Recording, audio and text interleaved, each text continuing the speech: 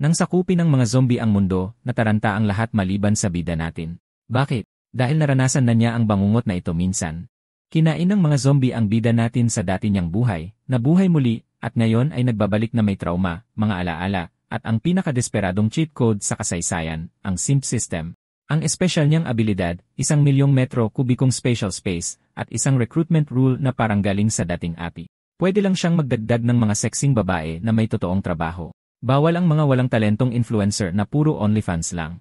At sa bawat pag-recruit niya, boom, nagdodoble ang kanyang storage at stats. Walang katapusang luot, walang katapusang kapangyarihan. Habang ang ibang survivors ay nililigtas ang kanilang mga sarili mula sa mga zombie, siya ay nasa labas na nire-raid ang mga supermarket, inuubos ang mga gasolinahan, at ninanakawan ang mga botika na parang post-apocalypse Black Friday. Nag-ipon siya ng pagkain, armas, at gamot. Sa madaling salita, gumagawa siya ng Apocalypse Walmart Deluxe sa loob ng kanyang mahiwagang pocket dimension. Pero heto ang problema. Hindi perpekto ang lahat. Ang kanyang pagbabalik ay nagpabago sa timeline. Mas mabilis mag-evolve ang mga zombie. Mas maagang bumabagsak ang mga safe zone. Ang mundong binalikan niya ay hindi nakapareho ng mundong kinamatayan niya. Nagsisimula ang kwento sa isang nakakainip na broadcast ng A. Nagpapakita ng malabong mga clip ng mga taong nababaliw sa Africa dahil sa isang pesteng virus. At ang buong mundo ay parang, hindi ko problema yan. Bahala na ang siyensya dyan. Pero para sa kawawang si Xiaoyu, naging trigger ang nakakainip na balitang iyon. Bam! Tinamaan ang bida ng isang matinding flashback. Isang kumpletong high-definition na memory download mula sa dating buhay kung saan naranasan na niya ang buong zombie apocalypse. Namatay siya sa gulong iyon, at ngayon ay muli siyang nabuhay bilang ang dati niyang sarili, isang hamak na warehouse worker sa city. At ang malupit pa, sigurado siyang 100% na hindi mananatili sa Africa ang virus. Ang unang malaking outbreak ay sasabog sa kanyang lungsod. Ngayon, may 10 araw ang bida natin bago opisyal na magunaw ang mundo. Ang una niyang naisip, pupunta na lang ako sa isla at magre-relax. Pero naalala niya mula sa dati niyang buhay na hindi ito ang mga zombie ng lolo mo. Nag-evolve ang mga ito.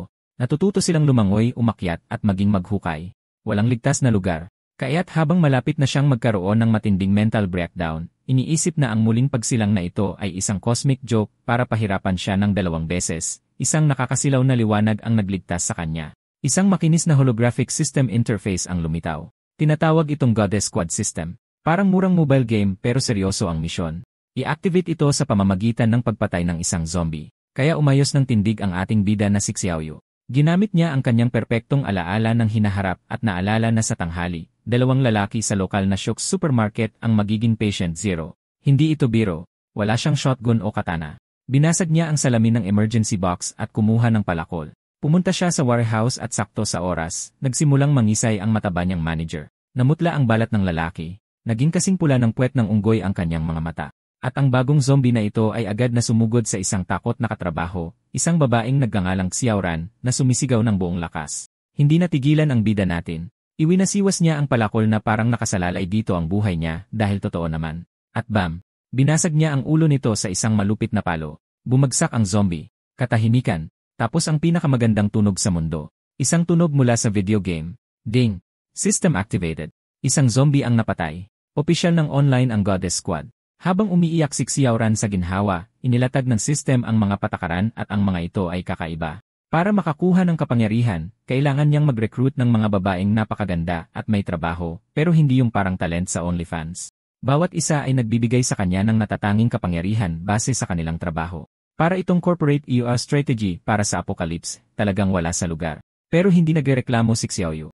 Alam niya kapag may sirang system at aabusuhin niya ito. Agad niyang hinawakan ang kamay ni Xiaoran at ni-recruit siya noon din. Isang digital profile ang lumitaw at si Xiaoran, rating, 75. Grabe, girl. Gumana ang pagtali. Isang malakas na agos ng kapangyarihan ang bumaha sa kanyang katawan, literal na dinoble ang kanyang lakas, at ang unang kapangyarihan na kanilang na-unlock. Hindi super speed o laser eyes. Nakakuha ang mokong ng 1,000,000 metro kubikong walang hanggang storage space. Para na siyang naglalakad na warehouse ngayon. Ang bida nating si Xiaoyu, naging hero mula sa pagiging zero. At ngayon, nakatitig siya sa system interface na parang nanalo sa lottery. At sa totoo lang, parang ganoon na nga. Dahil ang una niyang recruit, yung babaeng si Xiaoran na niligtas niya, ay may kasamang bonus na talagang cheat codes, isang personal na pocket dimension, isang warehouse na sobrang laki na kasya ang buong neighborhood nyo, at may espasyo pa para sa minivan ng nanay mo. At salamat sa skill sharing perk, ang pinagsama nilang storage ay isang nakakamanghang 2,000,000 metro kubiko. Mula sa paano ako mabubuhay naging gaano kalaki sa syudad na ito ang kasya sa bulsa ko sa loob lang ng 5 segundo. Sa unang pagkakataon mula nang ibalik siya sa impyernong ito ng mga zombie, nakakita ang bida natin ng landas na hindi nagtatapos sa pagiging hapunan ng iba. Naging blanko ang kanyang mga mata dahil sa purong kasakiman habang tinitingnan niya ang pisikal na warehouse sa paligid niya. Ang mga estante ay punong-puno ng pagkain, damit, gamot, gamit, at isang magandang ideya ang pumasok sa kanyang isip. Kukunin ko lahat. Masyado siyang nawala sa kanyang loot goblin fantasy, kaya't ang nanginginig na boses ni Xiao Ran ang nagpabalik sa kanya sa realidad. Nagpapasalamat siya sa kanya dahil, alam mo na, hindi niya hinayaang makain ang mukha niya. Sa lahat ng drama ng isang bida sa pelikula, opisyal niya itong tinanggap sa maluwalhating Goddess Squad bilang pangalawang miyembro at binigyan siya ng matamis na dobleng lakas. Pero biglang nagbago ang itsura niya. Isang pulang babala mula sa system ang lumitaw sa paningin niya at hindi ito nagbibiro. Kapag namatay o sinisante ka ni Leader Xiaoyu, mawawala sa iyo ang lahat. Malas mo. Nagulat ang bida natin na nakikita niya ang fine print ng system pero hindi niya ito pinaganda. Sinabi niya sa kanya ng diretsahan, ako ang nagbigay sa iyo ng kapangyarihang yan. Literal na magkadugtong na ang ating mga kapalaran. Huwag mong sirain to. Pagkatapos, para makuha ang tiwala niya, naging transparent siya. Ipinakita niya sa kanya ang buong system interface, ang stats, ang mga bonus, ang kanyang nakakabaliw na storage skill. Ang takot sa kanyang mga mata ay nagsimulang mahalo sa pagkamangha, pero mayroon pa rin siyang konsensya. Nag-alinlangan siya nang ilatag niya ang master plan. Nanakawin natin ang lahat sa warehouse na ito ngayon din. Sinabi niya ang katotohanan, walang filter. Hindi darating ang apocalypse. Nandito na. Sa loob ng ilang oras, magiging papel na pampunas lang ang pera, at ang kumpanyang ito na pinagsisilbihan mo ay mawawala na. Ang mga taong hindi kukuha ng mga gamit ngayon ay mamamatay na puno ng pagsisisi. At tila sinadya, nagbigay ang universo ng soundtrack. Isang bagong bugso ng mga sigaw, nababasag na salamin, at hindi makataong unggol ang sumabog mula sa supermarket sa labas. Ang malabong katatakutan ay biglang naging totoo. Iyon na ang huling tulak. Ang mukha ni Xiao Ran ay mula sa pamumutla ay naging determinado. Tinitigan niya ito sa mata at sinabing, naniniwala ako sayo. Selyado na ang samahan. Oras na para kumilos. Unang hakbang, sinira ni Xiaoyu ang surveillance system gamit ang kanyang Yuping fire extinguisher. Walang testigo. Pangalawang hakbang, pagnakawan. Ipinatong niya ang kanyang kamay sa isang malaking papag ng diletang peach, nag-focus, at whoosh, ang buong ilang toneladang karga ay naglaho sa kanilang pocket dimension. Ang lungsod sa labas ay nagiging isang buffet para sa mga undead. Pero sa loob, Black Friday para sa apocalypse. Ang hari at ang kanyang unang diyosa ay opisyal ng bukas para sa negosyo. Opisyal nang nagsimula ang looting RC. Ang ating dynamic duo ay talagang nagwawala sa warehouse na ito. Iwinawagayway ni Xiao Ran ang kanyang mga kamay na parang wizard, at buong estante ng pagkain ay biglang, poof, naglalaho sa kanilang personal na pocket dimension. Ang dating nangangailangan ng forklift at 3 tao sa buong araw, ginagawa niya sa isang pitik lang ng kamay. Lasing sa kapangyarihan ng babae, at sa totoo lang, sino ang makakasisisi sa kanya? Naglalarong porman si Xiaoyu, tinutukoy ang mga pangunahing target na parang pro. Kalimutan mo na ang mga magagarbong bagay. Ibigay mo sa akin ang instant noodles, ang beef jerky, ang mga high-calorie na basura na magpapanatili sa ating buhay. Nilinis nila ang snack aisle ng higit pa sa isang Black Friday sale, walang natira kundi alikabok at mga walang lamang estante. Pero heto ang problema. Ang paggamit ng kanilang cheat code power ay umuubos ng kanilang mental energy bar. Isang malalim na pagod ang nagsimulang gumapang. Ang bida natin, gamit ang kanyang 200 yi na kaalaman sa hinaharap, ay agad na umangkop. Lumipat tayo sa masinsing bagay, asin. Kailangan natin lahat ng asin.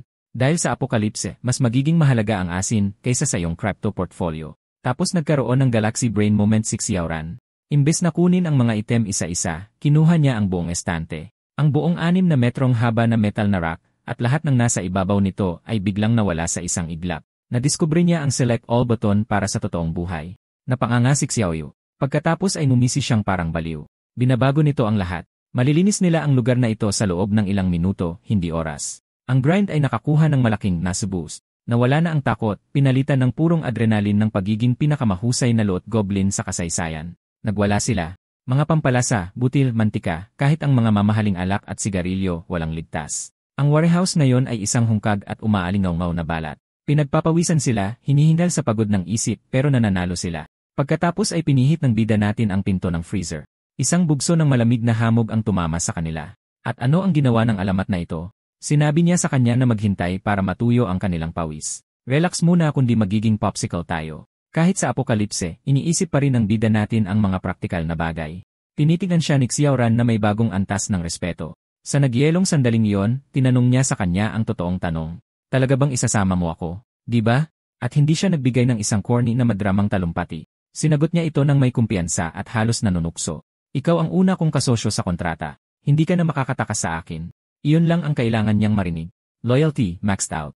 Naghanda sila at nilinis ang buong freezer. Mga bahagi ng baka, frozen na gulay, seafood, nawala lahat. Pagkatapos ay tumunog ang system ng mall. Lumikas agad. Iwasan ang dalawa ni Floor. Sumiklab ang gulo.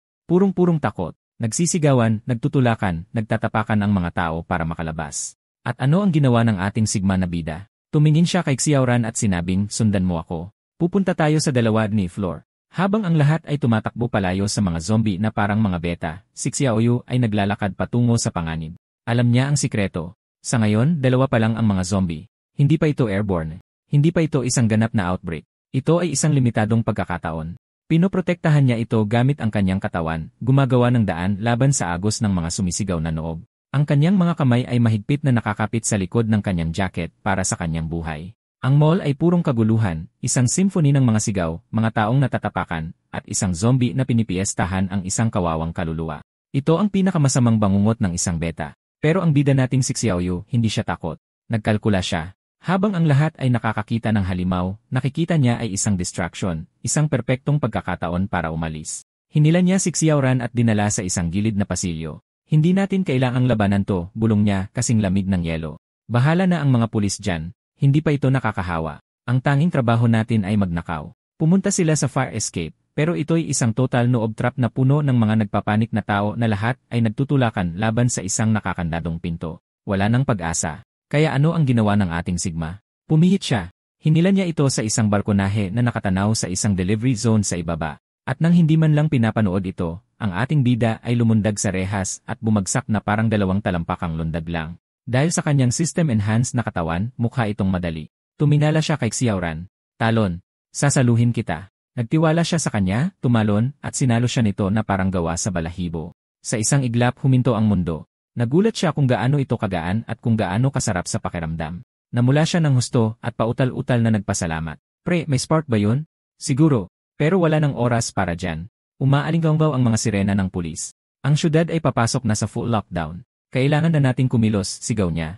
Kapag sinara na nila ang syudad, makukulong tayo. Ang susunod nilang target ay ang warehouse ng Lianhui Supermarket. Pero pagdating nila doon, kalahati na nito ang nalimas. Napabuntong hininga si Xiaoran. Naubos na. Ang bida natin ay hindi man lang natinag. Wala ito. Nasa labas ng syudad ang pangunahing imbakan, pero natanaw sila ng isang police convoy. Sumigaw ang isang pulis sa bullhorn na umalis sila sa kalsada. Nataranta si Xiaoran. Subukan ba natin ang ibang tindahan? Umiling si Xiaoyu. Hindi. Nagde-deploy na ang militar. Walang saysay na gumalaw sa araw. Magpapahinga muna tayo. Atake tayo sa gabi. Ang disiplina ng lalaking ito ay hindi kapanipaniwala.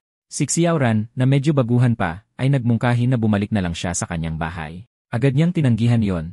Dito ka lang sa akin. Malapit ng isara ang syudad. Kung aalis ka ngayon, hindi ka na makakalabas. Makukulong ka. Kung gayon, saan tayo pupunta? Tanong niya. Sa labas ng syudad. Mas kaunti ang tao, mas madaling tumakas kapag nagsimula na ang gulo. Nagningning ang kanyang mga mata. Ang Jinhu Hotel. Nasa artipisyal na isla yon sa katimugang lawa. Napangisi si Xiaoyu. Magandang ideya. Iisa lang ang tulay papasok. May bantay yon pero malawak ang lawa. Sa gabi, tatawid tayo gamit ang bangka. Laging may plano ang lalaking ito. Umalis na tayo bago huminto ang mga boss. Habang nagmamadali sila sa papalubog na syudad, unti-unti nang napagtatanto ng mga malalaking tao sa gobyerno kung gaano sila kalagay sa panganib. Dumarating na ang mga ulat. Mahigit 100 kaso ng kagat, daan-daan ang namatay sa loob lamang ng 2 oras. Bumagsak na ang sistema ng pulisya. Inaamin nila na nagmutate na ang virus. Dumating na ang utos, full lockdown. Walang aalis sa city. Naging alerto ang mga sundalo. Opisyal ng isang haula ang syudad, pero ang ating dalawang bida ay mga multo ng gumagalaw patungo sa gilid. Para sa lahat, ito na ang katapusan ng mundo. Para kay Xiaoyu, nagsisimula pa lang ang pangangaso. Habang ginagawa ng ating bida ang kanilang matalinong paglipat sa labas ng syudad, tingnan natin ang isa pang kaguluhan na nangyayari sa di kalayuan. Mayroon tayong isang spoiled rich brat na nagngangalang Charlie mula sa Samland na nagpapatakbo ng kanyang sobrang mamahaling sasakyan. Lasing na lasing siya, tinatrato ang apokalipse na parang kanyang personal na party. Ang kawawa niyang sekretarya ay nakasakay sa shotgun, nanginginig, habang pinapanood ang kanyang telepono na puno ng mga ulat ng mga insidente ng kagat sa isang citywide lockdown. Nagmamakaawa siya sa lokong ito na bumalik sa sentro ng syudad. Pero si Charlie, ngumisi lang ito at binaliwala siya. Masyado siyang abala sa pagyayabang tungkol sa mga kalakal na ipinuslit niya sa bansa at nagagalak sa bulo. Tapos naging seryoso na ang mga bagay. Sinimulan niyang kamutin ang kanyang braso na parang may malalang pantal, pero hindi ito pantal. Madilim na mga ugat na parang sapot ng gagamba ang nagsimulang gumapang sa kanyang balat. Ang kanyang laman ay nagsimulang mapunit sa ilalim ng sarili niyang mga kuko. Ang kanyang mga mata ay naging maputing gatas na alam at kinatatakutan nating lahat. Wala na ang mayabang na mayamang bata, napalitan ng isang ganap na naglalaway na zombie. Hindi na kailangan ng pangalawang paanyaya ng sekretarya. Tumalon siya palabas ng kotse, tinanggal ang kanyang takong, at tumakbo ng nakayapak sa magaspang na aspalto. Pero, syempre, nadapa siya, at natapilok ang kanyang bukong-bukong. Tapos na siya. Nang malapit ng gawing pampagana si Charlie ng zombie, nakita niya ang dalawang alamat sa isang ninakaw na scooter, si Cao Yu at si Cao Ran. Sumigaw siya ng tulong. Ang bida nating si Cao Yu ay hindi man lang kumurap. Sinabihan niya si Cao Ran na manatili sa likod, dinampot ang isang metal na palakol sa gilid ng daan, at sumugod. Gumagalaw siya, isang malabong imahe ng pinabilis na kilos, at pumagit na sa halimaw at sa babae. Pero heto ang plot twist. Habang hinaharap ni Cao Yu ang bagay na ito, sumisigaw ang kanyang utak na may kaalaman sa hinaharap. Hindi ito tama. Ang virus ay hindi dapat gumawa ng mga carrier na ganito kabilis o karahas sa ganito kaagang panahon. Gulo na ang timeline. Wala nang oras para mag-isip. Pinaikutan niya ang umuungol na halimaw, at sa isang malinis at brutal na paghampas, tinagpas niya ang ulo nito. Gumulong ang ulo hanggang sa paanan ng sekretarya. Libreng souvenir. Wala na ang agarang banta, pero hindi siya nagdiriwang. Sinusuri niya ang bangkay na parang isang siyentipiko. Sumisigaw ang kaalaman niya mula sa nakaraang buhay na ang ganitong antas ng marahas na impeksyon ay hindi dapat mangyari sa loob ng isa pang 5 araw. Ang konklusyon, ang kanyang presensya, ang kanyang muling pagsilang ay nakakagulo na sa timeline. Totoo ang butterfly effect at ginawa nitong hardcore ang apocalypse. Ang kanyang kudigo para sa hinaharap ay nagugulo na. Samantala, ginagampanan ni Cao Ran ang pagiging nurse sa nailigtas na sekretarya, si Han Kexin. Nanginginig ang babae, nagpapasalamat sa pagligtas sa kanyang buhay. Si Cao Yu, kalmado tulad ng dati, ay binaliwala ito. Ngunit pagkatapos ay tinitigan niya ito ng mabuti. Delikadong mga katangian, kalmadong biyaya, matatalinong mata, at ang kanyang system brain ay agad na nag-isip na high-value target. Ito ay pangunahing material para sa Goddess Squad. Diretsahan na siya. Anong trabaho mo? Sabi niya, isang sekretarya. Sa loob-loob, nagtatalon sa tuwa ang ating bida. Isang sekretarya? Perpekto. Sinabi niya rito na kailangan niyang hawakan ang kamay nito para sa isang mahalagang bagay. Nalilito siya pero pumayag. Sa sandaling ginawa niya ito, Bing. Nag-activate ang system. Lumitaw ang asul na interface. Pangalan, Han Kexen. Propesyon, babaeng sekretarya. Kabuang score, 76. Isa na namang panalo. Nagkaroon ng miyembro ang squad at nadoble ang stats ng ating bida. Ulit, iyon ay isang 4 na multiplier mula sa kanyang orihinal na sarili. Nagiging demigod na siya. Lumabas ang bagong listahan ng skill at ito'y napakalakas. Psychic Charm Level 1. Kaya niyang kontrolin ang isipan ng mga tao. Agad na nag-isip ang kanyang isipan. Wala nang pag-aalala sa mga harang o armadong gwardiya. Kaya niya silang utusan na padaanin siya. Ito ay isang ganap na game changer. Si Han Kexin, na bumalik na sa profesional na modo, ay tinawag siyang kapitan at nangako ng buong kooperasyon. Isang alamat. Sa gitna ng mga sirena ng pulis na nagsasara sa lockdown ng syudad, nagpasya si Cao Yu na oras na para sa hotel na yon. At heto ang pinakamaganda. Inihayag ni Han Kexin na ang kasama niyang zombie, si Charlie, ay may nakareserbang presidential suite sa Jinho. At dahil pugot na siya ngayon, kung sino ang nakakita sa kanya na. Tumawa si Xiao Yu. Isang libreng presidential suit, parang hulog ng langit. Si Han Kexin, na agad pinatunayan ang kanyang halaga, ay kinuha ang mga susi ng mamahaling kotse ng namatay na lalaki, umupo sa driver's seat, at gumawa ng perpektong U-turn na may pa-screech ng gulong. Kapitan, sakay na, pupunta tayo sa hotel. Si Sauron ay nagpa-fangirl, tinatawag siyang pinaka-cool. Humaharurot ang 3 sa gabi. Isang warehouse manager, isang sekretarya, at ang hari ng apokalipse na may kapangyarihang kontrolin ang isipan. Tapos na ang paghihirap. Opisyal nang nagsimula ang panahon ng panginibabaw. Pagkatapos ay dumating ang squad sa Golden Lake Hotel, isang 5-star na monumento sa isang mundong patay na. Puro marmol na sahig at mga kristal na chandelier, na salungat sa nasusunog na syudad sa labas. Halos lumuwa ang mga mata ni Xiao Ran. Hindi pa siya nakakakita ng ganitong antas ng karangyaan, lalo na mula noong nagwakas ang mundo. Ang bida nating si Xiao Yu, na kumikilos na parang si ng apokalipse, ay kalmadong nagtalaga ng mga kwarto. Ibinigay niya ang malaking master bedroom sa mga babae at kinuha ang mas maliit na guest room para sa kanyang sarili. Walang ego, puro praktikal na pamumuno lang. Si Han Kexen, ang sukdulang propesyonal, ay agad na nangasiwa sa kanilang bagong base. Siya ang namamahala sa logistika at tinitiyak na makapagpahinga ang lahat. Si Cao Ran ay namamangha sa mapagkumbaba at seryosong dating ng kapitan. Ilang oras ang lumipas, nang tuluyan ng dumilim, ginising siya ni Han Kexin. Kapitan, handa na ang hapunan. Nagtipon sila para sa ilang kakarampot na rasyon habang binibigyan siya nito ng briefing. Ganap na martial law ang ipinatutupad. Mahigpit na naka-lockdown ang syudad, may mga sundalo sa bawat kanto. Ang kanilang hotel ay nasa ilalim ng sapilitang quarantine. Walang problema. Naghahanda na ang team para umalis, ngunit sumilip si Xiao Ran sa labas at nataranta. Ang pasukan ay hinarangan ng mga armored vehicle at isang pulutong ng mga armadong sundalo, pero si Xiaoyu ay hindi man lang kumurap. Huwag kang mag-alala, sabi niya ng may ngisi. Sumunod ka lang sa akin. Lumapit sila sa labasan. Sumigaw ang isang sundalo. Tigil. Martial law, bumalik kayo sa inyong mga kwarto. Naging napakalamig ng ekspresyon ng ating bida. Pinadala ako mula sa itaas, sabi niya, na puno ng otoridad. Lumapit sila sa labasan. Itinaas niya ang kanyang kamay sa isang banayad na kilos. Psychic Charm, activate. Naging blanko ang mga mata ng sundalo. Humarap siya sa kanyang mga kasama. Ang leader nila ay pinadala mula sa itaas. Padaanin sila. Bumulong ang isa pang gwardiya. Anong ranggo nila? Sumagot ang na-charm na sundalo, classified. Huwag magtanong. At ganoon na lang, dire-diretsong naglakad ang tatlo sa checkpoint. Ang mind control ang pinakamagaling na iipas. Nang makalayo na sila, tumawa si Xiao Ran na hindi makapaniwala.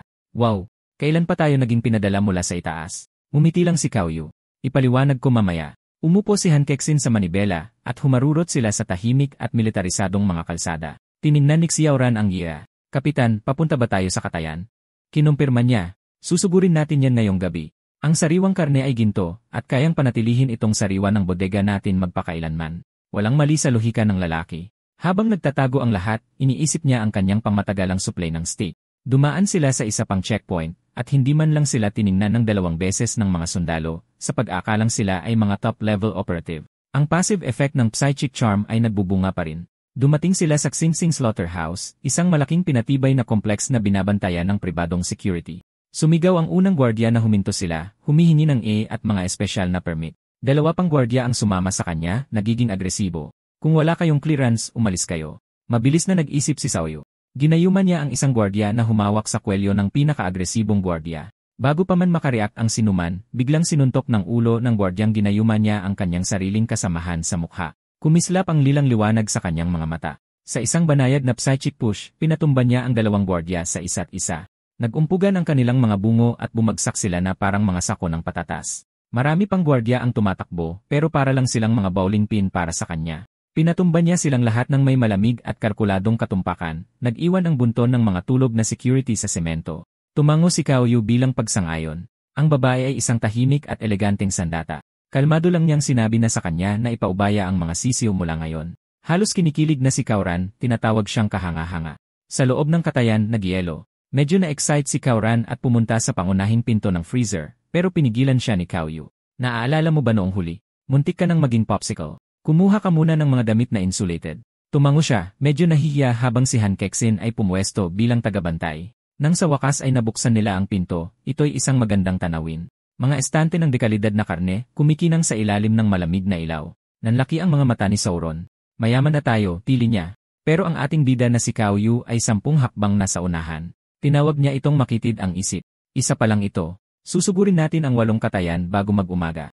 Walang pakialam si Xiao Ran. Nasa foodie heaven siya, tumatalon-talon at nagbabanggit ng mga hiwa ng baboy na parang isang gourmet chef, nangangarap na ng barbecue at braised ribs. Sa isip-isip, binansagan ni Kaoyu siyang foodie habang sinisimulan nilang ikarga ang lahat sa kanilang pocket dimension. Habang sila'y nagpapahinga, isang malalim na ungol ang bumasag sa katahimikan.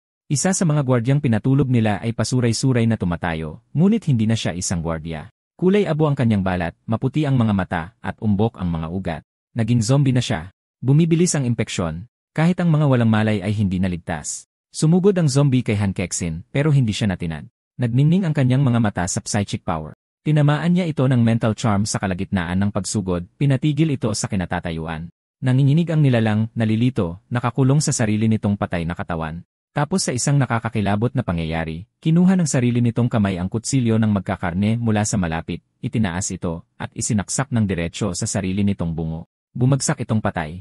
Muli, isang mabigat na katahimikan ang bumalot. Perpekto ang koordinasyon ng team, pero binabago nito ang lahat. Ang virus ay nagmumutate ng mas mabilis kaysa sa inaasahan ng sinuman. Bawat taong makikilala nila mula ngayon ay isang potensyal na time bomb. Nalinis na ang Katayan, pero ang isip ni Xiaoyu ay nasa susunod ng problema. Pinapanood niya si Han Kexin, humahanga sa kanyang mga kakayahan sa mind control, ngunit isang malamig at kalkuladong isip ang pumasok sa kanya. Paano kung subukan niya yon sa akin?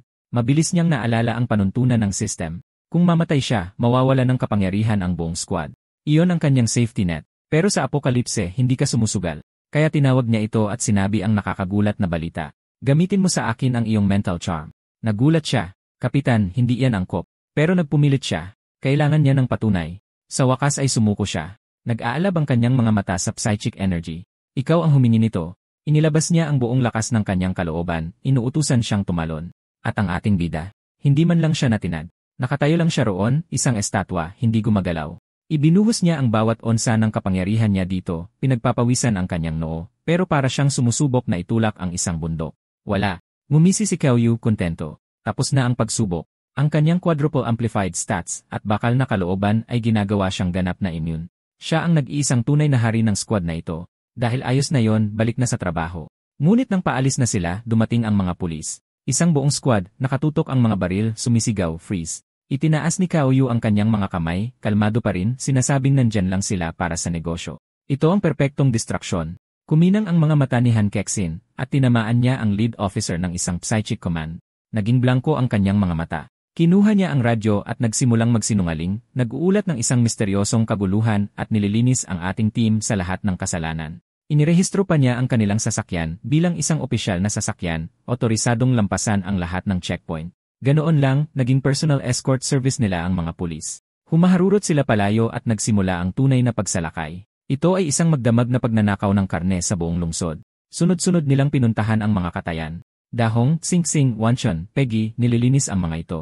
Nasa foodie heaven si Kauran, pinupuno ang kanilang pocket dimension ng mga bundok ng baboy, baka, at tupa. Pagsapit ng umaga, nabilang na 550 toneladang baboy, 120 toneladang baka, 45 toneladang tupa. Tuwang-tuwa si Kauran. Sumandal si Cao Yu, isang tahimik na hari na tinitingnan ang kanyang kaharian. Hindi lang ito isang huli. Ito ang pundasyon ng kanilang imperyo. Sa isang gabi, nakuha nila ang unang tunay na yaman ng apokalipse, isang bundok ng karne na gagawin silang hindi mapag-aalinlangan ng pinuno ng kaparangan. Nagbubunga na ang paghihirap. Ang ating bida na si Xiao Yu ay nagtagumpay sa pinakadakilang pagnanakaw ng karne sa kasaysayan ng apokalipse, pero ang kanyang utak ay nasa susunod ng gawain. 700 toneladang karne, hindi sapat. Mas malaki ang iniisip niya. Mas maraming miyembro ng squad. Isang permanenteng base. Isang buong safe zone. Ang lalaki ay nagtatayo ng isang imperyo, habang ang iba ay sinusubukan lang na hindi makain. Pabalik sa Golden Lake Hotel, ibang-iba ang pakiramdam. Ang lungsod ay nasusunog, ngunit sa loob, ito ay purong luho. Si Xiaoran ay nag-enjoy sa isang mainit na paliguan, at si Han Kexin ay nananatiling mahusay tulad ng dati, nag-init ng mga tinapay na parang isang pro. Tapos tinawag ni Xiaoran ang kapitan. Pumasok siya at natigilan. Nahaharap ang lalaki sa kanyang pinakamalaking hamon. Parehong babae ay nakasuot ng bathrobe, basa ang buhok, namumula ang balat dahil sa init. Sa isang maluwalhating segundo, nataranta ang hindi matinag na hari ng apokalipse. Nawala ang kanyang kompostura. Kinailangan niyang umiwas ng tingin at kausapin ang sarili. Disiplina bago pagnanasa, tol. May mga supply tayong kukunin. Umubo siya, bumubulong sa sarili na darating ang mas magagandang araw kung malalampasan niya lang ang pagsubok na ito. Kahit na kinawayan siya ng isang masayang walang kamalay-malay na si Xiaoran, nanatiling matatag ang kanyang bakal na kalooban. Ang pagiging sigma ay nananatili kahit sa isang 5-star suite. Samantala, sa City Command Center, puro takot. Sa wakas ay napagtanto na ng mga malalaking tao kung gaano sila kalagay sa panganib. Nagmutate na naman ang virus. Kaya na nitong buhayin ang mga kamamatay lang. Isang kagat lang ay nagsisimula na ng hindi mapigilang chain reaction. Nabigo na ang mga reinforcement mula sa ibang lungsod. Galit na galit ang gobernador, nag-uutos ng total lockdown, ngunit nakatanggap sila ng pinakakakaibang ulat sa lahat. 1-0 malalaking katayan ang ganap na nalinis. Mahigit 700 toneladang karne na wala. Walang mga truck, walang mga bakas. Malinis ang surveillance footage. Isa itong ghost operation. Hinihiling ng gobernador na malaman kung sino ang gumawa nito. Sinabi ng kanyang aide na ang mga may kasalanan ay minarkahan bilang classified sa isang antas na kahit siya ay hindi ma-access. Naninirahan sila sa Golden Lake Hotel. Ngunit nang subukan niyang mag-imbestiga, nawala ang mga bakas. Ang mga gwardyang nakakita ng anuman ay namatay lahat sa maginhawang pag-crash ng kotse o naiwang permanenteng pipi na may hindi maipaliwanag na concussions. Patay na ang investigasyon bago pa man magsimula. Galit at talunan, kinailangan itong bitiwan ng gobernador at mag-focus sa bumabagsak na lungsod. Opisyal nang nakatakas ang ating trio sa kamay ng gobyerno. Pabalik sa hotel, nagising si Xiaoyu ng huli, nag-ehersisyo para mawala ang pagod, at nagpa siya na oras na para kumilos ang squad. Kumatok siya sa pinto ng mga babae. Sumagot si Han Kexin na inaantok pa. Sa tabi niya, si Xiaoran ay tulog pa rin, bumubulong tungkol sa mga siopaw at humihilit. Medyo nagpanik si Han Kexin at ginising siya. Nagreklamo si Xiaoran, nasasaktan ako. Nasaan ang mga siopaw ko? Hindi ito kinaya ng ating natarantang kapitan. Tumalikod siya at umatras, sumisigaw sa kanyang balikat na magmadali sila habang siya ay maghihilamos. Ang kanyang mga tainga ay namumula. Ang lungsod ay bumabagsak sa labas, ngunit sa kanilang suite, ito ay isang sandali ng halos normal na kapayapaan, isang tahimik na hininga bago dumating ang gabi at magsimula muli ang pangangaso. Nagsisimula pa lang ang hari at ang kanyang mga diyosa. Ang tahimik na kalmado ng Jinhua Hotel. Wala na. Nawasak. Nagring ang doorbell at ang ating bida, si Xiaoyu, ay biglang naging alerto. Sumilip si Han Kexin sa pifol at nanigas ang buong katawan niya. Isang buong squad ng mga seryosong nakasuot ng suit na mas mukhang opisyal pa kaysa sa isang tax audit sa araw ng paghuhukom. Tumingin siya kay Xiaoyu na may anong gagawin natin, na ekspresyon. Tingin. Pero kalmado lang na tumango ang hari. Buksan mo. At sino ang pumasok kundi ang mismong big boss, si Gobernador Go Weihui, na napapaligiran ng kanyang buong entourage ng mga pasikat. Magalang ang lalaki, pero naamoy mo ang interogasyon mula sa malayo. Nandito siya para makita ang mga special agent. Pero si Xiaoyu, agad siyang naging parang 5-star hostess. Inaanyayahan silang pumasok at naghahain ng tsaa na para bang may sideline siyang diplomatic corps. Isang alamat. Umupo ang gobernador sa tapat ni Xiaoyu, tinitigan siya mula ulo hanggang paa. Napapansin ang kabataan, ang kalmadong postura, ang tahimik na ako ang bida na enerhiya. Binitiwan niya ang tanong na gustong malaman ng lahat. Sino ka ba talaga at sino ang backer mo? Pinanatili ni Xiaoyu ang kanyang bahagyang ngiti, walang kahit isang lamat sa kanyang depensa. Sa loob, kinakalkula niya ang mga posibleng mangyari. Ang pagtakbo o pagsisinungaling ay magmumukha ka lang na may kasalanan. Ang tanging paraan ay ang total at absolutong kontrol. Kaya nagpa siyang tapusin na ang usapan ng permanente. Nang hindi nagbabago ang ekspresyon, ginamit niya ang kanyang mental charm.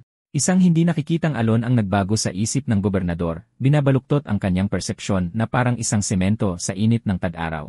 Isang segundo ang lumipas, kaswal na ipinakita ni Xiaoyu ang isang malinis na high-level na ng National Security Bureau.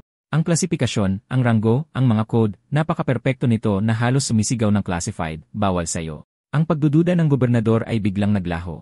Ang 555 level clearance na yon ay nagpapakita ng higit na legitimasyon kaysa sa isang selyo ng Pangulo. Ang kanyang buong mukha ay nagbago ng 180 degrees, respeto, kaunting takot, at isang agarang paghingi ng tawad para sa hindi pagkakaunawaan. Si Han Kexin at Xiaoren ay nakatayo lang doon na bahagyang tumatawa, nanonood ng tahimik sa pagkamangha, habang ang kalkuladong kasinungalingan ni Xiaoyu ay gumagana ng may nakakatakot na kirurhikong katumpakan. Nang nakakandado na ang ilusyon, pinawala ni Xiaoyu ang at lumapit, ang kanyang tono ay puno ng kumpiyansa. Sinabi niya sa gobernador na malalim na siya sa investigasyon ng katayan at kailangan niya ng pass para makagalaw ng malaya. Sa ilalim ng impluensya ng gayuma, sumuko ang gobernador ng mas mabilis pa sa isang murang suite, nag-issue ng isang walang restriksyong pass ng National Security Bureau na may parehong elite na klasifikasyon. Ibinulsa ito ni Xiaoyu ng may tahimik na kasiyahan. Ang maliit na piraso ng papel na ito ay ginawang personal na open world map niya ang buong lungsod. Makalipas ang ilang oras, ang kanilang sasakyan ay gumagapang sa mga lansangan ng city. Dumadagundong ang mga military convoy, dumarami na parang kuneho ang mga checkpoint, at nagpapatrolya ang mga sundalo na may mga rifle na handa para sa isang party na walang may gusto. Itinuro ni Han Kexin ang sobrang paghigpit ng seguridad, ngunit alam na ni Xiaoyu ang script. Ang virus ay nagmumutate nang wala sa kontrol. Nasa life support ang lungsod, ngunit walang anuman doon ang nagpapabagal sa kanilang gawain. Pumarada sila sa isa pang bodega ng mga frozen goods, at dahil sa husay ni Xiaoyu, naging mabilis ang operasyon. Gamit ang kanyang psychic power, kinontrol niya ang isip ng 2 gwardiya, at pinasabog sa kanila ang bawat surveillance camera gamit ang tumpak na pagputok. Sumugod ang ibang mga gwardiya na sumisigaw, pero nadapa lang at sumubsob sa semento bago sila napigilan. Sa ilang segundo lang, naka-lockdown na ang buong lugar. Huminga ng maluwag si Xiaoyu at sinabi na ang plano. Si Xiaoran ang maglalagay ng 3 buong refrigerated truck sa kanyang special warehouse, habang si Xiaoyu ang mangongolekta ng mga baril. Nagsimula na siyang kumilos, kinakabahan pero lumalaki ang kumpiyansa, habang iniipon ang mga baril. Inabutan ni Xiaoyu si Xiaoran ng baril, matatag ang boses habang sinasabi sa kanya na oras na para matuto. Pero bago pa niya maintindihan, may mga sigaw na umalingaw-ngaw sa pasukan ng bodega. Pumasok ang mga manggagawa na natitisod, isinisigaw ang 2 salitang nagpabago sa lahat, mga zombie. Ginawa na nilang laruan ang 2 tao. Nandito na ang impeksyon. Halos pabulong lang ang alarma ni Hong Tek bago naging blanko ang ekspresyon ni Xiaoyu. Inilabas niya ang kanyang armas, sinipa ang mabibigat na pinto ng freezer, at sumigaw ng utos na sumunod. Napakalamig ng hangin sa loob, puno ng matinding takot at tunog ng mga kinakaladkad na paa. Ang nagsimula bilang isang madaling pagnanakaw ay naging laban para mabuhay sa isang nagyayelong libingan. Ang katahimikan sa nagyayelong bodega ay tuluyang nawala. Nagsisigawan at nagtatakbuhan ang mga manggagawa habang papasok ang isang bagong grupo ng mga zombie. Magaspang ang mga kilos pero 100% nakamamatay. Nakatutok ang mga mata ni Xiaoyu. Ito ang Ni virus, ang espesyal na edisyon na ginagawang mga walang isip na kumakain ang mga kamamatay lang. Walang oras para sa usapan. Sumigaw siya ng utos na simulan ang laban, at siya mismo, sinusubukang maging bayani, ay iwinasiwas ang palakol at ibinaon ito ng malalim sa bungo ng isang zombie. Naipit ito at hindi niya ito mahugot. Galawang baguhan, ni hindi man lang kumurap ang ating bida. Nang lumapit sa kanya ang isa pang zombie, pinalipad niya ito gamit ang isang malakas na sipa. Pagkatapos ay kinuha niya ang isang assault rifle mula sa kanyang inventaryo, kinasa ito, at nagpakawala ng kontroladong putok. Pop pop pop. Bawat bala ay tumatago sa mga nabubulok na bungo na may tumpak hanggang sa bumagsak ang huling bangkay sa sahig. Napakalamig ng kanyang isip, iniimbak ang mga datos. Ang napakalakas na sandata pa rin ang hari ng apokalipse. Medyo nasusuka si Han Kexin sa karahasan, inaamin na mas gugustuhin niyang pag-awayin ang mga zombie kaysa siya mismo ang bumaril. Sinabi lang sa kanya ni Xiaoyu na masasanay din siya. Ang adaptasyon ay isang mungkahi.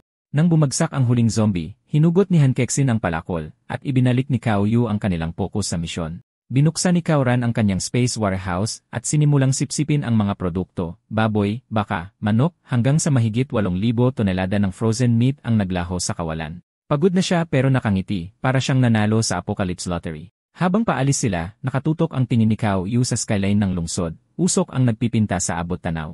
Alam niya ang sitwasyon. Sa dati niyang buhay, tumagal ang city ng 6 na araw, pero ang kanyang muling pagsilang ay nagpabilis sa takbo ng panahon. Kinakalkula niya na mayroon silang 3, siguro 4 na araw na lang bago bumagsak ang buong lugar na ito. Kung hihintay nila ang pagbagsak, nanakawin ng mga tumatakas na otoridad ang lahat ng natitira. Kaya simple lang ang kanyang plano. Puntahan ang lahat ng malalaking imbakan bago matapos ang lahat. Sa itaas, ang ugong ng sasakyang panghimpapawid ay pumuno sa hangin habang ang mga paratrooper ay bumabagsak sa mga bubong, isang desperadong hakbang ng gobyerno. Alam ni Xiaoyu na pinapatagal lang nito ang hindi may iwasan. Inutusan niya ang team na magpatuloy hanggang sa makita niya ang isang abandonadong armored personnel carrier sa gilid ng daan at hiniling kay Han Kexin na huminto sa tabi ng tangkeng iyon. Ang tangke ay may mansa ng tuyong dugo, nagkukwento ng isang crew na nagpatayan. Nagningning ang mga mata ni Kauran na parang Pasko. Agad siyang nagtanong kung pwede ba nilang kunin ito, tinawag itong walang may-ari. Napangisi ang ating bida sa kanyang walang hiyang pagiging oportunista.